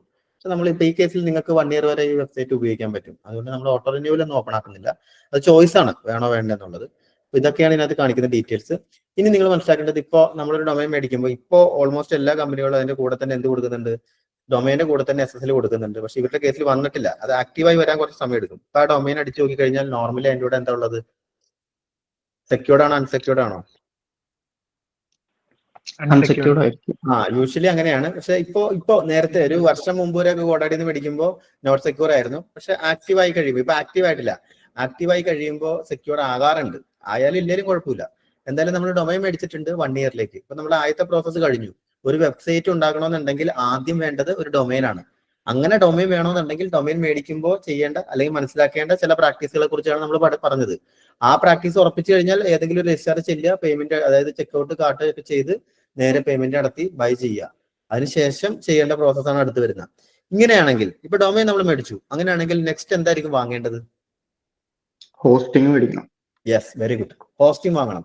അപ്പൊ അതിലൊരു കാര്യമുള്ളത്, ഈ ഡൊമൈൻ മേടിക്കുന്ന ഡൊമൈൻ രജിസ്ട്രാർ തന്നെ ഹോസ്റ്റിംഗ് രജിസ്ട്രാർ കൂടിയാണ്. അങ്ങനെയാണെങ്കിൽ ഹോസ്റ്റിംഗ് എനിക്ക് ഗോഡാഡിയിൽ നിന്ന് വാങ്ങാൻ സാധിക്കില്ലേ? സാധിക്കും. അപ്പൊ അതിനൊരു കൗണ്ടർ ക്വസ്റ്റ്യൻ ഞാൻ ചോദിക്കുന്നത്, ഗോഡാഡിയിൽ നിന്ന് തന്നെ വാങ്ങണം എന്ന് നിർബന്ധമുണ്ടോ? ഇല്ല. ഇല്ല. കാരണം ഹോസ്റ്റിംഗ് എന്ന് പറയുന്ന ഒരു സ്പേസ് ആണ്. അത് ഏതാ? ഹോസ്റ്റിംഗ് ഒരു സ്പേസ് ആണ്. അത് അതിന്റെ ബാൻഡ്വിഡ്ത്ത്, അതിന്റെ സ്പീഡ്, അങ്ങനെ പല കാര്യങ്ങളും ഉണ്ടാവും. അപ്പൊ എനിക്ക് ഗോഡാഡി ഇഷ്ടമല്ല, ചില ഗോഡാഡി എനിക്ക് ഇഷ്ടം. ഓരോരുത്തരുടെ യൂസർ എക്സ്പീരിയൻസ് ഒക്കെ വെച്ചിട്ടായിരിക്കും. ഇപ്പൊ ഞാൻ സാധാരണ വാങ്ങുന്നത് ഹോസ്റ്റിംഗർ ആണ്. ഞാൻ ഗോഡാഡിന്ന് മേടിച്ച എന്റെ പണി ഈസിയാ. അതെന്താന്ന് ഞാൻ പറഞ്ഞുതരാം. അതായത് ശ്രദ്ധിച്ചു കേട്ടോ, നമ്മള് ഡൊമൈനും ഹോസ്റ്റിങ്ങും ഒരേ രജിസ്ട്രാറിൽ നിന്നും, ഇവിടെ ആരാ ഒരേ രജിസ്ട്രാർ? ഗോഡാഡിയിൽ നിന്ന് മേടിക്കുകയാണെങ്കിൽ നമുക്കത് അപ്പൊ തന്നെ സൈറ്റ് ആയിട്ട് കണക്റ്റഡ് ആവും. അതായത് പോയിന്റിങ് എന്ന് പറഞ്ഞ സംഭവമില്ല. പക്ഷെ ഗോഡാഡിയിൽ നിന്ന് ഡൊമൈൻ മേടിക്കുകയും ഹോസ്റ്റിംഗ് വേറൊരു രജിസ്ട്രാറിൽ നിന്ന് മേടിക്കുകയാണെങ്കിൽ ഇതിനെ പരസ്പരം കണക്ട് ചെയ്യുന്ന ഒരു പ്രോസസ് ഉണ്ട്. അതിനെ പറയുന്നതാണ് ഡൊമൈൻ പോയിന്റിംഗ് എന്ന് പറയും. ഇപ്പൊ ഡൊമൈൻ പോയിന്റിംഗ് പലർക്കും അറിയില്ല, പലർക്കും അതിന്റെ പ്രോസസ്സ് അറിയില്ല. അപ്പൊ ആ പ്രോസസ്സുകൾ കടന്നു പോകേണ്ടതായിട്ടുണ്ട്. അപ്പം ഇനി നമ്മൾ മേടിക്കേണ്ടത് ഹോസ്റ്റിംഗ് ആണെന്ന് അറിയാം അല്ലെ? അങ്ങനെയാണെങ്കിൽ ഹോസ്റ്റിംഗിന് നമ്മൾ മനസ്സിലാക്കേണ്ട ചില കാര്യങ്ങളുണ്ട്. ഞാനത് പറഞ്ഞുതരാം. സ്ക്രീൻ കാണുന്നുണ്ടോ?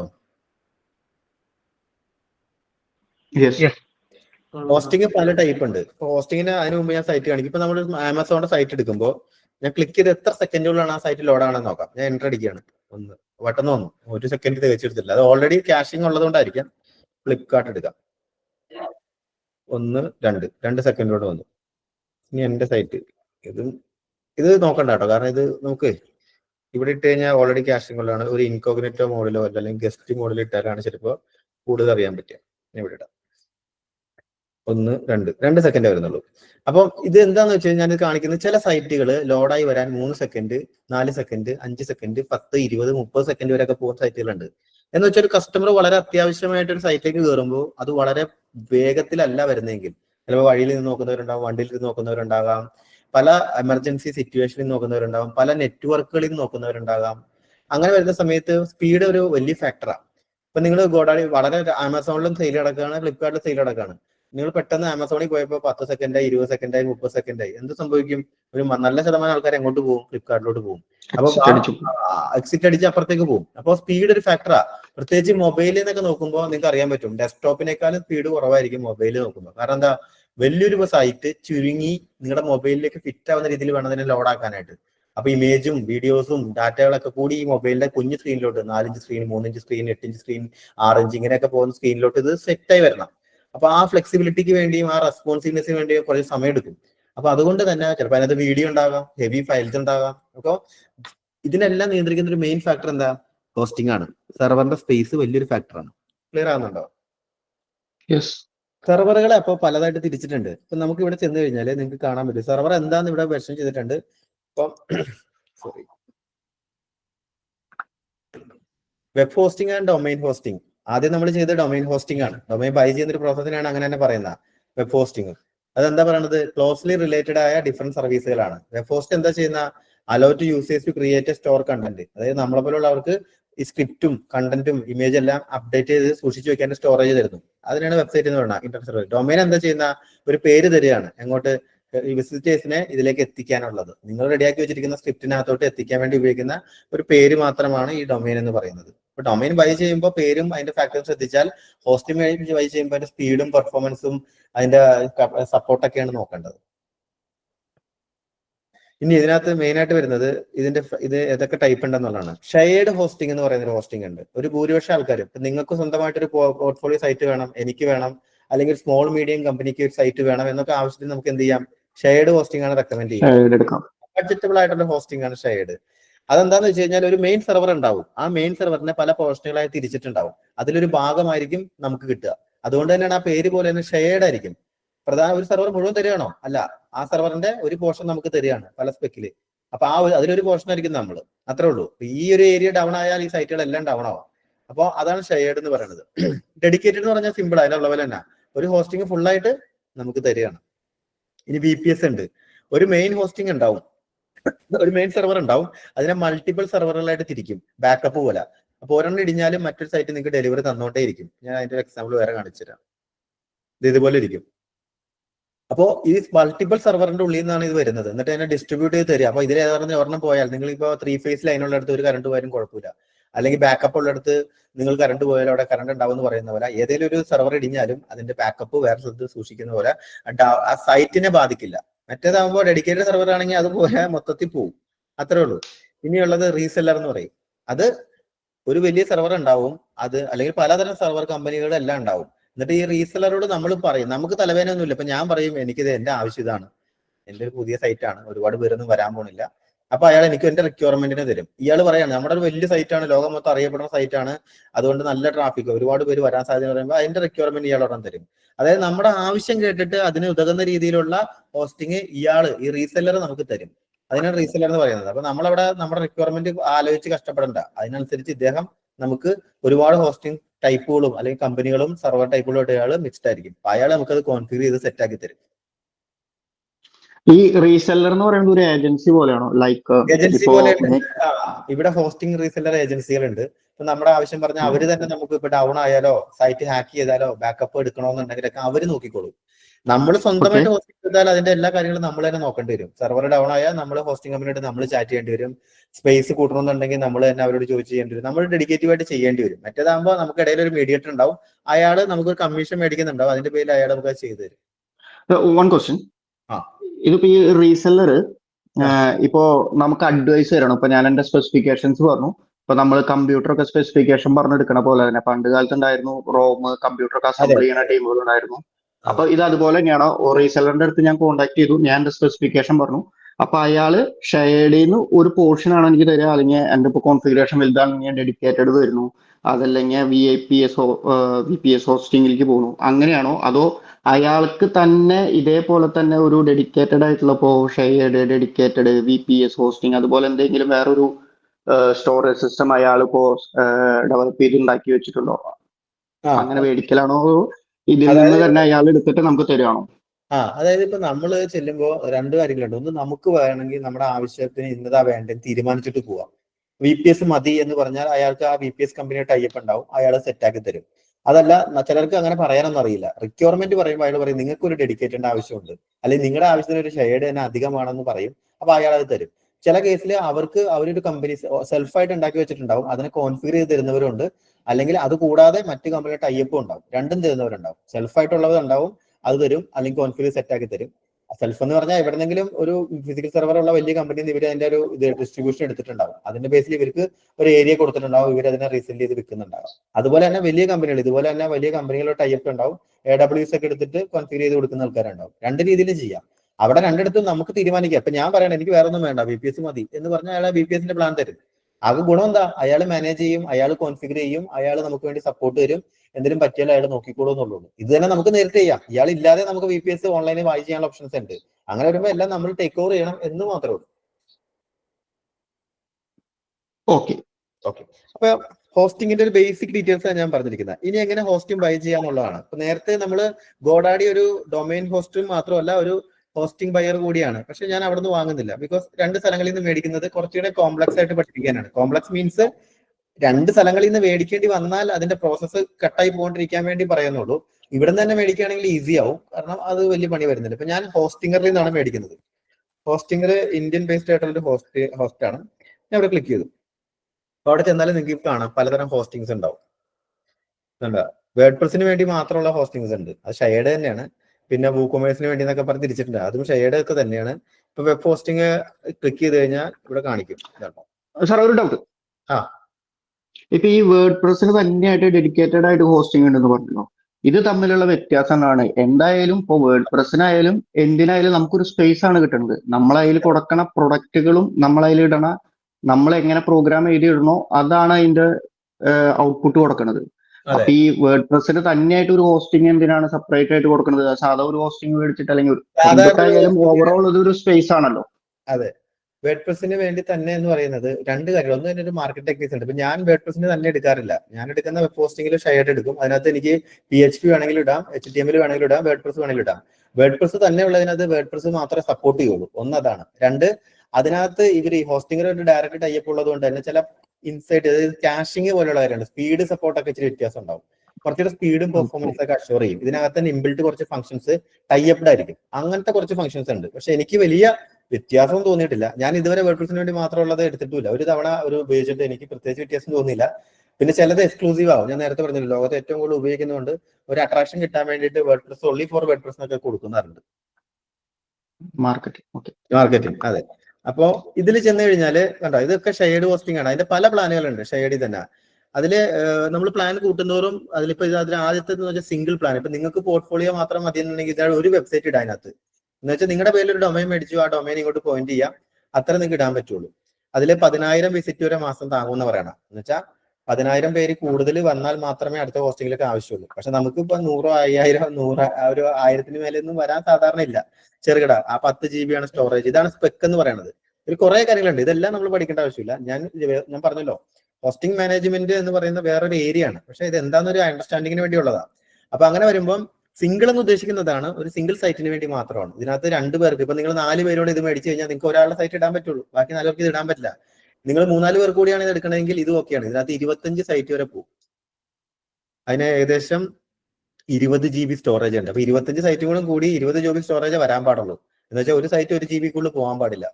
അപ്പൊ അങ്ങനെ 25 പൂർണ്ണമാക്കി ആരും ഇടാറില്ല. 25 എടുത്താലും ചിലപ്പോൾ 5 10 ഒക്കെ മാക്സിമം ഇടാറുള്ളൂ. ഇവര് തന്ന കൗണ്ട് മൊത്തം അച്ചീവ് ചെയ്യാൻ നിങ്ങൾ നോക്കണ്ട. എല്ലാം ചേർത്ത് 20,000 പേരെയാണ് മാക്സിമം ഒരു മാസം ഹോൾഡ് ചെയ്യുക. എന്ന് വെച്ചാൽ വന്നു പോകുന്നവരുടെ കൗണ്ട്. ഇപ്പൊ 20,000 പേര് ഒരു മാസത്തേക്ക് വന്നാൽ അതിന് മേലെ വന്നു കഴിഞ്ഞാൽ പ്ലാൻ ചിലപ്പോൾ നിൽക്കില്ല, അത് കിടന്ന് കറങ്ങിക്കൊണ്ടിരിക്കും. അപ്പം ഇത് ഷെയർഡിന്റെ പല പ്ലാനുകളാണ്. അപ്പൊ നിങ്ങളുടെ റിക്വയർമെന്റ് അനുസരിച്ചിട്ട് നിങ്ങൾക്ക് വേണമെങ്കിൽ ഏത് വേണമെങ്കിൽ എടുക്കാം. അപ്പൊ നമുക്ക് ഇവിടെ മൾട്ടിപ്പിൾ, നിങ്ങൾക്ക് എല്ലാവർക്കും ഒരു സബ് ഫോൾഡേഴ്സ് വരുന്നതുകൊണ്ട് ഈ ആദ്യത്തെ 2 പ്ലാൻ ഞാൻ സ്കിപ്പ് അടിച്ചിട്ട് ഈ മൂന്നാമത്തെ പ്ലാൻ 50 വെബ്സൈറ്റിന്റെ പ്ലാനാണ് ഞാൻ എടുക്കുന്നത്. എന്നിട്ട് ഈ പ്ലാനകത്ത് ഏകദേശം വിസിറ്റ് ഒന്നും വരാൻ പോണില്ല. നിങ്ങൾ അക്കാഡമിക് പർപ്പസിന് പഠിക്കുന്നതുകൊണ്ട് വലിയ ട്രാഫിക് ഒന്നും വരില്ല. 50 GB സ്റ്റോറേജ് ആണ് മാക്സിമം കിട്ടുന്നത്. പിന്നെ കുറെ ഫീച്ചർ ഉണ്ട് ഇതിനകത്ത്. കണ്ടോ, ഈ ഒരു ഫീച്ചറിനെ കുറിച്ച് ഞാൻ പറഞ്ഞു. എന്താ അത്? അൺലിമിറ്റഡ്. നിങ്ങളൊരു ഡൊമൈൻ മേടിച്ചപ്പോൾ അവിടെ നിന്ന് നിങ്ങൾക്ക് ഡൊമൈൻ SSL കിട്ടിയില്ല എന്നാൽ അവിടെ നിന്ന് വാങ്ങണ്ടെന്നേ. ആ ഡൊമൈൻ നിങ്ങൾ ഈ ഹോസ്റ്റിംഗിലോട്ട് പോയിന്റ് ചെയ്യുന്ന മൂവ്മെന്റ് തൊട്ട് ആ സൈറ്റ് എന്താവും? സെക്യൂർഡ് ആവും. അപ്പൊ അതുകൊണ്ട് അത് നിങ്ങൾ ഇതിനകത്തോട്ട് ഇപ്പൊ 25 സൈറ്റ് ആണെങ്കിൽ 20 സൈറ്റും പോയിന്റ് ചെയ്താൽ 25നും SSL ഇല്ലെങ്കിലും ഈ ഹോസ്റ്റിംഗിന്റെ കൂടെ ഇൻബിൽട്ട് ആയിട്ട് ഫ്രീ കിട്ടുന്നുണ്ട്. അത്രയും സൈറ്റുകളെ നമുക്ക് എൻക്രിപ്ഷൻ കിട്ടിക്കോളും.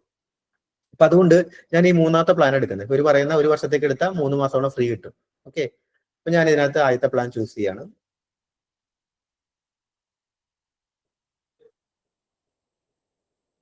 അപ്പൊ അത് 48 മാസമല്ല, ഞാനൊരു 1 മാസത്തെ ഓപ്ഷൻ ഉണ്ട്. അതെന്തിനാണെന്നറിയാവോ? ഉദാഹരണത്തിന് നിങ്ങളൊരു ഹോസ്റ്റിംഗ് ബൈ ചെയ്ത സമയത്ത് നിങ്ങൾക്കൊരു സംശയം, ഇത് ഞാൻ ഇനി എടുത്തിട്ട് അബദ്ധമാവോ, സ്പീഡ് ഇല്ലായിരിക്കുമോ, ആ പഴയ ഹോസ്റ്റിംഗിൽ സ്പീഡ് ഇല്ലാണ്ട് വന്നത് ഇവിടെ അത് തന്നെ അങ്ങനെ എന്നുള്ളത് നിങ്ങൾക്ക് 1 മാസത്തെ എടുത്ത് നോക്കാം. 1 മാസം നിങ്ങൾ സൈറ്റ് ഓടിച്ചിട്ട് സ്പീഡ് ഇല്ലെങ്കിൽ ഇവിടെ നിന്ന് നിങ്ങൾക്ക് റീഫണ്ട് കിട്ടാനുള്ള ഓപ്ഷൻ ചിലർ കൊടുക്കുന്നുണ്ട്. ഇല്ലെങ്കിൽ ആ 1 മാസം പൈസ പോവുള്ളൂ.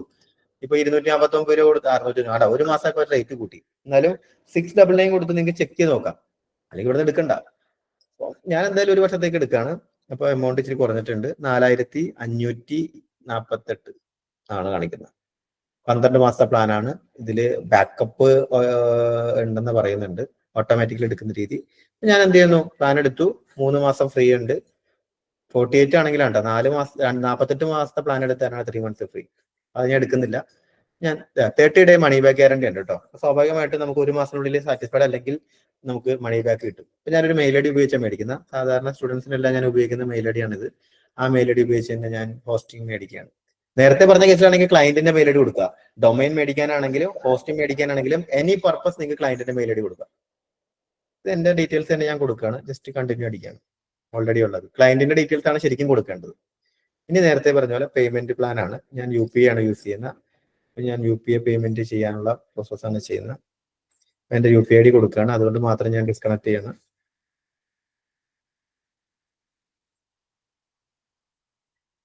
ഇവിടെ വരുന്നു, UPI ID ചൂസ് ചെയ്യുന്നു, ക്ലിക്ക് ചെയ്യുന്നു, കണ്ടിന്യൂ അടിക്കുന്നു.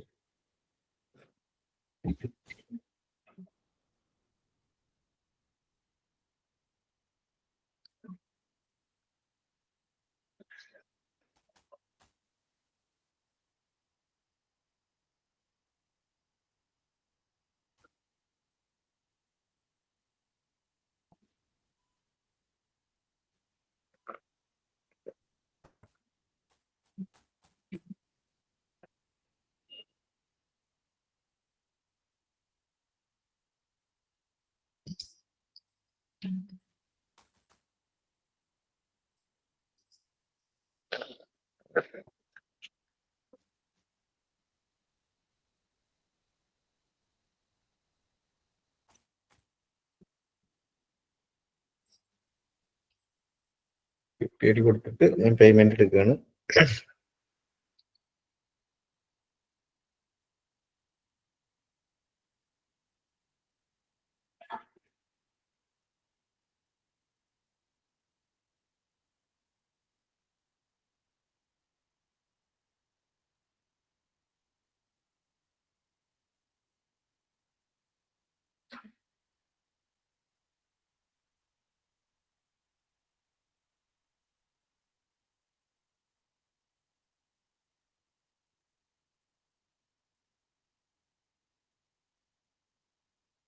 ഡൗട്ട് എന്തെങ്കിലും ചോദിക്കാട്ടോ. സാർ സ്റ്റഡി പർപ്പസിന് നമുക്ക് പേ ചെയ്യാൻ ഡൊമൈൻ എടുക്കാൻ കഴിയും? ഏതിനു വേണ്ടിയാ? ജസ്റ്റ് ഒന്ന് ചെയ്ത് നോക്കാൻ വേണ്ടി സ്റ്റഡി പർപ്പസിന് വേണ്ടിട്ട്. ഡൊമൈൻ എടുക്കാൻ പറ്റുമെന്നാണോ? അതെ അതെ എടുക്കാം. സ്റ്റഡി പർപ്പസിന് വേണ്ടിട്ടോ. നിങ്ങൾക്ക് അത് ഈ പറഞ്ഞ പോലെ തന്നെ ഞാൻ പറഞ്ഞല്ലോ, ഞാൻ പഠിക്കുന്ന സമയത്ത് ഞാൻ എന്റെ പേരിൽ തന്നെ ഒരു ഡൊമൈൻ മേടിക്കുകയാണ് ചെയ്ത. എന്നിട്ട് ഞാൻ അതിനകത്താണ് മിക്കതും ചെയ്തത്. അത് ഡിസൈൻ ചെയ്തതും SEO ചെയ്തതും എല്ലാം. അപ്പോൾ നമ്മുടെ ഇതിൽ ചെയ്യുന്നതിന്റെ ഒരു ഫീൽ ഉണ്ടല്ലോ, അതിന് അങ്ങനെയുള്ളവർക്ക് ഒരു ചെറിയ എമൗണ്ട് കൊടുത്ത് മേടിച്ചിട്ട് ഒരു ഹോസ്റ്റിംഗ് ഇപ്പോൾ ആകെ സിംഗിൾ ഹോസ്റ്റിംഗ് വലിയ ചാർജ് വരുന്നില്ല. അങ്ങനെയാണെങ്കിൽ ഏറ്റവും നല്ലത്. നാളെ നിങ്ങൾക്ക് അത് പോർട്ട്ഫോളിയോ സൈറ്റ് ആയി മാറ്റാൻ പറ്റും. ഇപ്പൊ പഠിച്ചതും, കാരണം ഞാനിപ്പോൾ റെസ്യൂമിനേക്കാളും എനിക്ക് ഇഷ്ടം പഠിക്കുന്ന സ്റ്റുഡന്റ് വരുമ്പോൾ ഇന്റർവ്യൂവിന് വരുമ്പോൾ അവർ സ്വന്തം സൈറ്റ് കാണിച്ചിട്ട് ഇത് ഞാൻ ചെയ്താണ്, ഇതിൽ എന്റെ സർട്ടിഫിക്കേഷൻസ് എല്ലാം ഡിസ്പ്ലേ ചെയ്തിട്ടുണ്ട് എന്നൊക്കെ പറയുമ്പോൾ കുറച്ചുകൂടി ഒരു വാല്യൂ ഉണ്ട്. മാത്രമല്ല നിങ്ങൾക്ക് ഏത് കാലത്തും അതിങ്ങനെ ഉപയോഗിക്കാനും പറ്റും. ഇപ്പൊ എല്ലാവർക്കും പറ്റാത്തതുകൊണ്ട് ഇൻസ്റ്റിറ്റ്യൂട്ട് സൈറ്റും യൂസ് ചെയ്യാം. അല്ലെങ്കിൽ ഇൻസ്റ്റിറ്റ്യൂട്ടിന്റെ അതിൽ ചെയ്ത് പഠിച്ചതിന് ശേഷം മൊത്തം നമുക്കൊരു ഐഡിയ ആയി കഴിഞ്ഞിട്ട് ഡൊമൈനും ഹോസ്റ്റിംഗ് മേടിച്ചിട്ട് വേണമെങ്കിലും ഓൺ സൈറ്റ് ഡെവലപ്പ് ചെയ്യാം. അത് ചോയ്സ് ആണ്. അത് ചെയ്യുന്നത് എപ്പോഴും നല്ലതാണ്.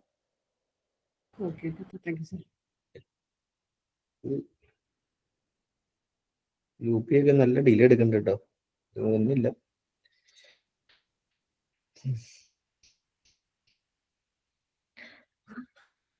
ഓക്കെ, അതവിടെ കറങ്ങുന്നുണ്ട്, നമുക്ക് നോക്കാം. ഞാൻ ആ സമയത്ത് സ്ക്രീൻ ഷെയർ ചെയ്യാം.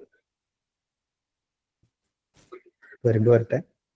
അപ്പൊ ഞാൻ ഇന്ന് 2 കാര്യങ്ങളാണ് കാണിച്ചു തന്നത്. ഒന്ന് ഡൊമൈനും, 2 ഹോസ്റ്റിങ്ങും. ഡൊമൈൻ രജിസ്റ്ററിൽ നിന്ന് ഡൊമൈൻ മേടിക്കാം, അവിടെ നിന്ന് തന്നെ വേണമെങ്കിൽ ഹോസ്റ്റിംഗ് മേടിക്കാം. പക്ഷെ ഞാൻ 2 സ്ഥലത്താണ് മേടിച്ചത്. ഡൊമൈൻ രജിസ്റ്റർ ചെയ്തത് എവിടെന്നാ?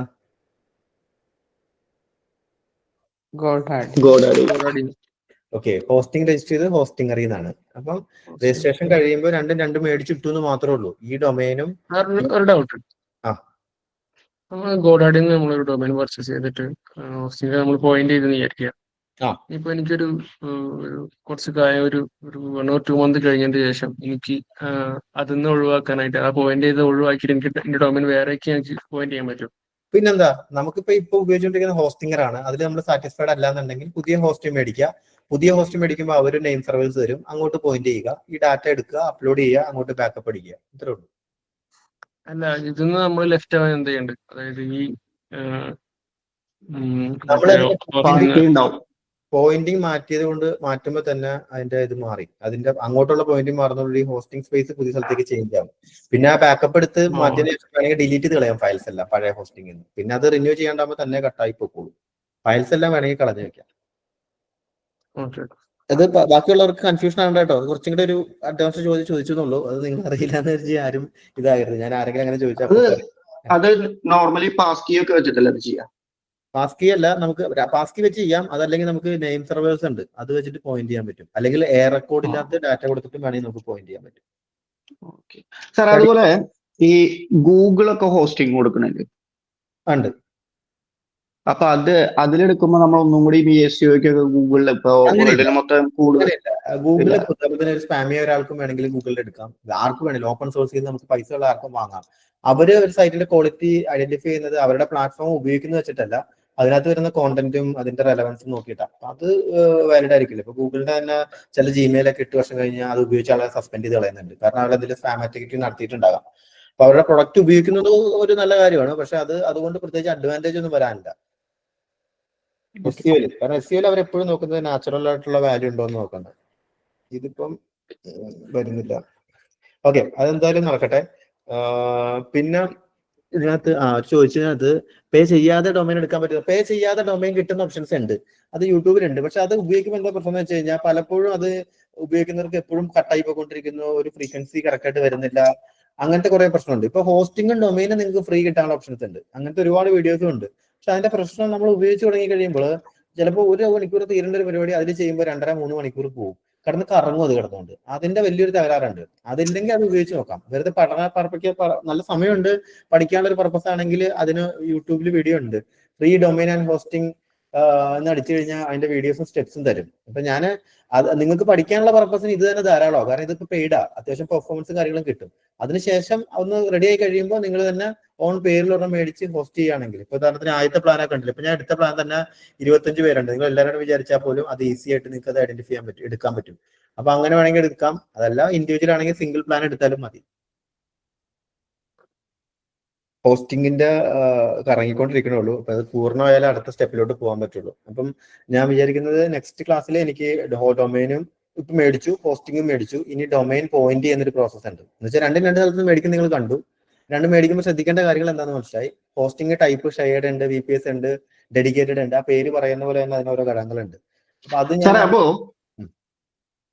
നമ്മൾ ടൈപ്പ് ഓഫ് ഹോസ്റ്റിംഗ് എത്ര ഉണ്ടെന്ന് ചോദിച്ചു കഴിഞ്ഞാൽ 3 എന്നാണോ പറയേണ്ടത്, 4 എന്നാണോ? ടൈപ്പ് ഓഫ് ഹോസ്റ്റിംഗ് ഒരുപാടുണ്ട്. പക്ഷെ ഏറ്റവും പോപ്പുലറിന്റെ അടിസ്ഥാനത്തിൽ നമുക്കിപ്പോ ഷെയർഡ് ഉണ്ട്, VPS ഉണ്ട്, ഡെഡിക്കേറ്റഡ് ഉണ്ട്, പിന്നെ ക്ലൗഡ് ഉണ്ട്. ഇതെല്ലാം തന്നെ പലതരം ഹോസ്റ്റിംഗ്സ് ആണ്. അപ്പൊ ഇങ്ങനെ വേണമെങ്കിൽ ക്ലൗഡ് സാറ്റലൈറ്റ് വഴിയാണോ? സാറ്റലൈറ്റ് വഴിയല്ല, ക്ലൗഡ് ഫംഗ്ഷൻ ചെയ്യുന്നത് സാറ്റലൈറ്റ് ത്രൂ അല്ല അത് പോകുന്നത്. അത് മൾട്ടിപ്പിൾ സർവേഴ്സിന്റെ VPSന്റെ തന്നെ വേറൊരു വേരിയന്റ് ആയിട്ട് അത് വർക്ക് ചെയ്യുന്നത്. എന്ന് വെച്ചാൽ ഡാറ്റകളെല്ലാം ക്ലൗഡിൽ സൂക്ഷിക്കും, മൾട്ടിപ്പിൾ സർവേഴ്സിലോട്ട് പാസ് ചെയ്യാണ്. കോസ്റ്റ് കൂടുതലായിരിക്കും ക്ലൗഡ് ഹോസ്റ്റിങ്ങിന്, കമ്പാരിറ്റീവ്ലി കുറച്ചുകൂടെ റിലയബിളും സ്റ്റേബിളും ആയിരിക്കും. അത്രേ ഉള്ളൂ. പിന്നെ AWS എന്ന് പറയുന്നത് കുറച്ചും കൂടെ സെക്യൂർഡ് ആണ്. ഇപ്പൊ AWS നിങ്ങളൊരു സാധനം ഇട്ട് കഴിയുമ്പോൾ എങ്ങാനും വല്ല ഹാക്കിംഗ് നടന്നു കഴിഞ്ഞാൽ നിങ്ങളുടെ പർട്ടിക്കുലർ സെർവർ മാത്രം അവർ സസ്പെൻഡ് ചെയ്ത് കളയും. കാരണം അവർക്ക് അത്ര സെക്യൂരിറ്റി ഇമ്പോർട്ടന്റ്. മറ്റേത് 30 ലക്ഷം ആൾക്കാരെ 30 ലക്ഷം വെബ്സൈറ്റുകൾ ഹാക്ക് ചെയ്താണ് ഈ ഗോഡാഡിയിൽ. അത്രയും അൺസെക്യൂർ ആണ് അവരുടെ സിസ്റ്റം. ഗോഡാഡി വലിയ പരസ്യമാണ്, പക്ഷെ നമുക്ക് സെക്യൂരിറ്റി ലെവൽ അഷ്വർ ചെയ്യാൻ പറ്റില്ല.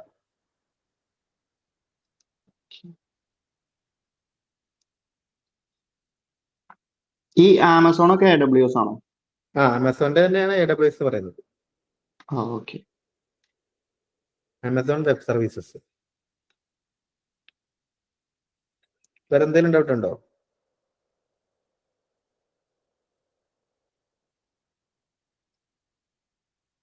നമ്മളിപ്പോ ക്ലൗഡൊക്കെ ഉപയോഗിച്ചുള്ള ഗുണം എന്ന് വെച്ചാൽ സ്കെയിലബിലിറ്റി, എത്രത്തോളം CPU ഉപയോഗിക്കുന്നുണ്ട്, RAM ഉപയോഗിക്കുന്നുണ്ട്, സ്റ്റോറേജ് ഉപയോഗിക്കുന്നത് കറക്റ്റ് ആയിട്ട് അറിയാൻ പറ്റും. ഷെയർഡിലാവുന്നൊന്നും അറിയാൻ പറ്റില്ല. 5 സെർവർ 5 വെബ്സൈറ്റ് ഉണ്ട്, ഏത് വെബ്സൈറ്റാണ് കൂടുതൽ ഉപയോഗിക്കുന്നത്, ഏതാ കൂടുതൽ സ്പെൻഡ് കൊണ്ടുപോകണമെന്നും തിരിച്ചറിയാൻ പറ്റില്ല. സെക്യൂരിറ്റി എല്ലാം ബെറ്റർ ആയിരിക്കും. പിന്നെ ഞാൻ നേരത്തെ പറഞ്ഞല്ലോ, ഇത് എന്ന് പറയുന്നത് ഒരു ആപ്ലിക്കേഷൻ ആണ്. ഒരുപാട് വെർച്വൽ സർവീസുകൾ മിക്സ് ചെയ്ത് വെച്ചേക്കുക. അപ്പൊ ഒരു സെർവറിന് എന്തെങ്കിലും സംഭവിച്ചാലും മറ്റു സെർവറുകളിൽ നിന്ന് അത് പാസ് ചെയ്യുന്നതുകൊണ്ട് തന്നെ ബെറ്റർ ആയിരിക്കും. മറ്റേത് ഒരു സിംഗിൾ ഫിസിക്കൽ സെർവറിനെ മാത്രം ഡിപ്പെൻഡ് ചെയ്യുന്നതാണ് ഈ ഡെഡിക്കേറ്റഡ്. അപ്പൊ അതിനെന്തെങ്കിലും സംഭവിച്ചാൽ സൈറ്റ് മൊത്തത്തിൽ പോവാം. മറ്റേതാകുമ്പോൾ ഒരു ഫിസിക്കൽ സെർവറിൽ നിന്ന് മൾട്ടിപ്പിൾ സെർവറിലാക്കി മാറ്റി ഡാറ്റ തരുന്നതാണ്. അപ്പൊ അതിന്റെയൊക്കെ റേറ്റും അതുപോലെ തന്നെ കയറി വരും ഉപയോഗിക്കുന്നതനുസരിച്ച്. ഇപ്പൊ നിങ്ങൾ സെർവറിലേക്ക് ഒരുപാട് പോകണമെന്നില്ല, പക്ഷെ സെർവർ മാനേജ്മെന്റ് എന്ന് പറയുന്നതും നല്ല സാധ്യത ഉള്ള ഒരു കോഴ്സാണ്. ഇപ്പൊ നിങ്ങൾ പറഞ്ഞില്ലേ AWS ഹോസ്റ്റ് ചെയ്യുന്നവരൊക്കെ വളരെ കുറച്ചേ ഉള്ളൂ നമ്മുടെ നാട്ടിൽ, ഇനി ആയി വരുന്നുണ്ടാവും. അതുപോലെ തന്നെ ക്ലൗഡ് ഹോസ്റ്റിംഗ് ഒക്കെ കൂടുതൽ ആൾക്കാർ ഈ ഷെയർഡിന്റെ പരിപാടികളാണ് അവർക്ക് അറിയുന്നത്. ഇതെന്താ പറ്റുമെന്ന് എനിക്ക് അറിയില്ല, ഇത് കറങ്ങിക്കൊണ്ടിരിക്കുന്നുണ്ട്. ഓക്കെ, എന്തായാലും ഞാൻ ഈ ക്ലാസ് ഇപ്പൊ വൈൻഡപ്പ് ചെയ്യാം, കാരണം 5 മിനിറ്റേ ഉള്ളൂ. ഇനിയിപ്പോ ഹോസ്റ്റ് പോയിന്റ് ചെയ്യാനുള്ള സമയമില്ല. അപ്പൊ അടുത്ത ക്ലാസ്സിൽ ഞാൻ പോയിന്റിങ് തരാം. അതുപോലെ തന്നെ പുതിയ കാലത്തിൽ കോൺസെപ്റ്റ് ചേഞ്ചുകൾ ഒരുപാട് വന്നിട്ടുണ്ട്. ആ കോൺസെപ്റ്റ് ചേഞ്ചുകൾ ഇപ്പൊ നിങ്ങൾ പഠിക്കാൻ പോകുമ്പോൾ ഏറ്റവും ഇമ്പോർട്ടന്റ് ആയി അറ്റൻഷൻ കൊടുക്കുന്ന ടോപ്പിക്കാണ് നാളെ വരുന്നത്. എന്റേത് വെള്ളിയാഴ്ചയാണ്. നാളെ വരുന്ന ടോപ്പിക്സിൽ ഈ പറഞ്ഞ പോലെ തന്നെ ChatGPT പോലുള്ള ടൂളുകൾ, AI ടൂളുകൾ, അതുപോലെ തന്നെ സെർച്ച് എഞ്ചിനിൽ എങ്ങനെയാണ് കണ്ടന്റിനെ കാണുന്നത്, പുതിയ കാലത്തിന്റെ ടെക്നോളജികൾ എന്താണ്, ഇതൊക്കെയാണ് നാളത്തെ കവർ ചെയ്യുന്നത്. ഇത് എന്തിനാ ചെയ്യുന്നതെന്ന് വെച്ചാൽ മുഴുവനായി പഠിപ്പിക്കാനുള്ള ഈ കോൺസെപ്റ്റുകളാണ് ക്ലാസ്സിൽ വരുന്നത്. ഇപ്പൊ കോണ്ടന്റ് മാർക്കറ്റിംഗ് എന്ന് പറയുന്നത് നിങ്ങൾ വെറുതെ കോണ്ടന്റ് എഴുതുന്ന ക്ലാസ്സാണ് തെറ്റിദ്ധരിക്കരുത്. കോണ്ടന്റ് എഴുതാൻ എനിക്കും അറിയില്ല, നിങ്ങളിൽ പലർക്കും അറിയില്ല. കോണ്ടന്റ് എങ്ങനെ ക്രാഫ്റ്റ് ചെയ്യണം, കോണ്ടന്റിനകത്ത് എന്തെല്ലാം വേണം, പുതിയ കാലത്തിലെ ആൾക്കാർ ഇങ്ങനെ വായിക്കുമോ? വലിയൊരു ബ്ലോഗ് എഴുതിയ വായിക്കുമോ? ഇല്ല. പാരഗ്രാഫും സെന്റൻസും കൂന കുത്തിയിട്ടാ വായിക്കുമോ? ഇല്ല. 1000 വേർഡ് 5000 വേർഡ് എഴുതിയ വായിക്കുമോ? ഇല്ല. നിങ്ങൾ തന്നെ സെൽഫായിട്ട് നിങ്ങൾ ചിന്തിച്ചു നോക്കുക, നിങ്ങൾ എത്ര സമയം ഇരുന്നിട്ടുണ്ട്. ഇന്നലെ ഞാൻ പ്രോംപ്റ്റ് തന്നിട്ട് അതുപോലും നോക്കാത്ത ആൾക്കാരാണ്. അപ്പൊ അതുകൊണ്ട് ലെങ്തി ആയിട്ടുള്ള വളരെ നീളം കൂടിയ കണ്ടന്റുകൾ വായിക്കാനുള്ള സാധ്യത കുറവാണ്. അപ്പൊ അത് അങ്ങനെയുള്ള സ്ഥലത്ത് എങ്ങനെ കണ്ടന്റ് പ്രൊഡ്യൂസ് ചെയ്യാം, എങ്ങനെയാണ് ആളുകൾ വായിക്കുന്നത്, ഡയറക്റ്റ് ചോദ്യങ്ങളും ഡയറക്റ്റ് ഉത്തരങ്ങളും എന്ത് കൺസെപ്റ്റാണ് കാണുന്ന അങ്ങനത്തെ ഒരു ക്ലാസ് ആണ്. അപ്പൊ അതുകൊണ്ട് ഒരിക്കലും മിസ് ചെയ്യരുത്. കാരണം SEOന്റെ ഏറ്റവും കോർ ടോപ്പിക്സ് തുടക്കത്തിൽ തന്നെ ഇടുന്നത് എന്തിനാന്ന് വെച്ച് കഴിഞ്ഞാൽ ആ കൺസെപ്റ്റുകൾ ആദ്യമേ കിട്ടാൻ വേണ്ടിയിട്ടാണ്. അതുപോലെ ഇതിപ്പോ എന്താ പറയാ, ആദ്യത്തെ 5 days ആണ്. ഈ സമയത്ത് നമ്മൾ പ്രൊഡ്യൂസ് ചെയ്യുന്നത് എന്തൊക്കെ കാര്യങ്ങളാണ് ഇനി വരാൻ ദിവസങ്ങളിൽ ഉള്ളതെന്ന് അറിയാനാണ്. എന്റേത് ക്ലാസ് തന്നെയാണ്, ഇതിന്റെ ത്രൂ ഔട്ട് ക്ലാസ് ആണ് വെള്ളിയാഴ്ച വരുന്ന. അതുകൊണ്ട് അന്ന് ഈ പറഞ്ഞ പോലെ മെയിൻ ക്ലാസ് ആണ് എന്ന് വെച്ചാൽ ഡൊമൈനും ഹോസ്റ്റിങ്ങും പോയിന്റ് ചെയ്യണം, അതിനകത്തോട് വേർഡ്പ്രസ് ഇൻസ്റ്റാൾ ചെയ്യണം, തീം ഇൻസ്റ്റാൾ ചെയ്ത് വരണം, സൈറ്റായി ഡെവലപ്പ് ചെയ്ത് വരണം. ഇത്രയും കാര്യങ്ങൾ വരുന്നു. അത് കഴിഞ്ഞാൽ പിന്നെ അങ്ങോട്ട് പോകുന്നത് വേർഡ്പ്രസിന്റെ ക്ലാസ്സാണ്. അവിടെ നിങ്ങൾക്ക് ഫോൾഡറുകൾ ഉണ്ടാവും. ആ ഫോൾഡറുകളിൽ നിങ്ങൾ ഡിസൈൻ ചെയ്യും, നിങ്ങൾക്ക് തന്നെ ചെയ്ത ഡിസൈനുകൾ അങ്ങോട്ടും ഇങ്ങോട്ട് ഷെയർ ചെയ്യാനുള്ള ഓപ്ഷൻസ് ഉണ്ടാവും.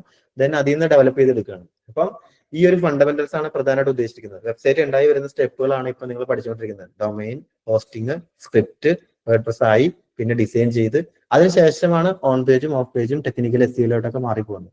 അപ്പൊ ആ സ്റ്റെപ്പുകൾ കറക്റ്റ് ആയിട്ട് ഫോളോ ചെയ്യുക. സ്ട്രക്ചേർഡ് ആയിട്ടാണ് ക്ലാസ്സുകൾ പോകുന്നത്. മിസ്സാകാൻ പാടില്ല. നിങ്ങൾ റെക്കോർഡിങ്സ് ഉണ്ടെന്നുള്ള സത്യം, പക്ഷെ അതിനുവേണ്ടി ഒരിക്കലും ലൈവ് മിസ്സാക്കരുത്. ലൈവായിട്ട് തന്നെ അറ്റൻഡ് ചെയ്യണം. അതിനാണ് നിങ്ങൾ പേയ്മെന്റ് അടക്കുന്നത്. അല്ലെങ്കിൽ എനിക്ക് കഴിഞ്ഞു പോയ ക്ലാസിന്റെ എല്ലാം റെക്കോർഡിംഗ് ഇട്ടിട്ട് കൂട്ടിയിട്ട് വിറ്റാൽ പോരെ? ഇല്ല, അത് ലൈവിന്റെ എക്സ്പീരിയൻസ് കിട്ടണം. അതായത് ചോദ്യങ്ങൾക്ക് ആൻസർ ചെയ്യേണ്ടതായിട്ടുണ്ട്. സോ അതുകൊണ്ട് വളരെ വയ്യ, തീരെ തല പൊങ്ങുന്നില്ല എന്നുള്ളൊരു അവസ്ഥയിൽ മാത്രം ലൈവിൽ വരാതിരിക്കുക. ബാക്കിയുള്ള എല്ലാ ദിവസങ്ങളും കയറണം. ഈ കൺസിസ്റ്റൻസി ത്രൂ ഔട്ട് വേണം. ഓക്കെ, വേറെ എന്തെങ്കിലും ഡൗട്ട് ഉണ്ടെങ്കിൽ ക്ലാരിഫൈ ചെയ്യാം. കാരണം ഇന്നിപ്പോ ഹോസ്റ്റിംഗ് ബൈ ചെയ്യാൻ കിടന്ന് കറങ്ങുന്നുണ്ട്. ബൈ ചെയ്ത് വെക്കാം. എന്നിട്ട് നാളെ എല്ലാം വെള്ളിയാഴ്ച ക്ലാസ് ഉണ്ടാവും. നാളത്തെ 2 വളരെ ഇമ്പോർട്ടന്റ് ആണ്. നമ്മൾ ഏറ്റവും സീനിയർ റൈറ്റർ ആണ്. ഇവിടെ ഏകദേശം 32-42 പ്രോജക്റ്റുകൾക്ക് ഇപ്പോഴും കണ്ടന്റ് പ്രൊഡ്യൂസ് ചെയ്യുന്ന ഒരു റൈറ്ററാണ്. കണ്ടന്റിന് ഇൻഹൗസിലും ഓഫ്ലൈനിലും ട്രെയിനിങ് കൊടുക്കുന്ന ആളാണ്. EAT തൊട്ട് അങ്ങോട്ടുള്ള എല്ലാ SEO കൺസെപ്റ്റുകളും പഠിച്ചിട്ടുള്ള ട്രെയിനറാണ്. സോ അതുകൊണ്ട് തന്നെ അത് നിങ്ങൾക്ക് ക്ലാസ് കഴിയുമ്പോൾ ഫീൽ ചെയ്യും. സോ അത് ഞാൻ മുൻകൂട്ടി പറഞ്ഞത് ഒരു ഹൈപ്പിന് വേണ്ടി പറഞ്ഞതല്ല. ആ ടോപ്പിക്സ് ഒരു കാരണവശാലും മിസ് ചെയ്യാൻ പാടില്ല. ഇത്രേ ഉള്ളൂ. ക്ലിയർ ആണ്? വേറെ ഡൗട്ട് ഒന്നും ഇല്ലെങ്കിൽ നമുക്ക് വൈൻഡ് അപ്പ് ചെയ്യാം. ഹലോ? ഇല്ല. അപ്പൊ what is the difference between domain and web hosting എന്ന് വേണമെങ്കിൽ അടിക്കാം. അല്ലെങ്കിൽ ടൈപ്പ് ഓഫ് ഹോസ്റ്റിംഗ്സ് എന്താണെന്ന് നോക്കാം. ആ സെയിം പ്രോംപ്റ്റ് ഞാൻ ഇനി അയക്കുന്നില്ല. അത് വായിച്ചിട്ട് ചിലപ്പോൾ എനിക്ക് തോന്നുന്നു ഞാൻ മിസ്അണ്ടർസ്റ്റാൻഡ് ചെയ്തായിരിക്കും. ഇതിൽ കുറെ പേര് വായിച്ചിട്ടുണ്ടാകാം, അവർക്ക് അത് കമ്മ്യൂണിക്കേറ്റ് ചെയ്യാൻ മടിയായിട്ടായിരിക്കാം. പുതിയ പോയിന്റുകൾ കളക്ട് ചെയ്ത് വെച്ചിട്ടുണ്ടാകാം, അത് കമ്മ്യൂണിക്കേറ്റ് ചെയ്യാനുള്ള മടിയായിരിക്കാം. എന്നാൽ കുഴപ്പമില്ല. പക്ഷെ നിങ്ങളുടെ സെൽഫ്, നിങ്ങളെ പറ്റിക്കരുത്. അവനവന് വേണ്ടിയാണ് പഠിക്കണേ എന്നുള്ള ധാരണ ഉണ്ടാക്കുക. പണ്ട് സ്കൂളിൽ പറഞ്ഞ സാധനമൊക്കെയാണ് ഇപ്പൊ പറയുന്നത്. കാര്യമൊന്നുമില്ല, പക്ഷെ അത് നല്ലതാണ്. അത്രയും പറയാറുള്ളൂ. Okay, good night. Okay, good night. Good night, sir. Yeah, good night. Good night, sir. Good night. Good night. Good night. Good night.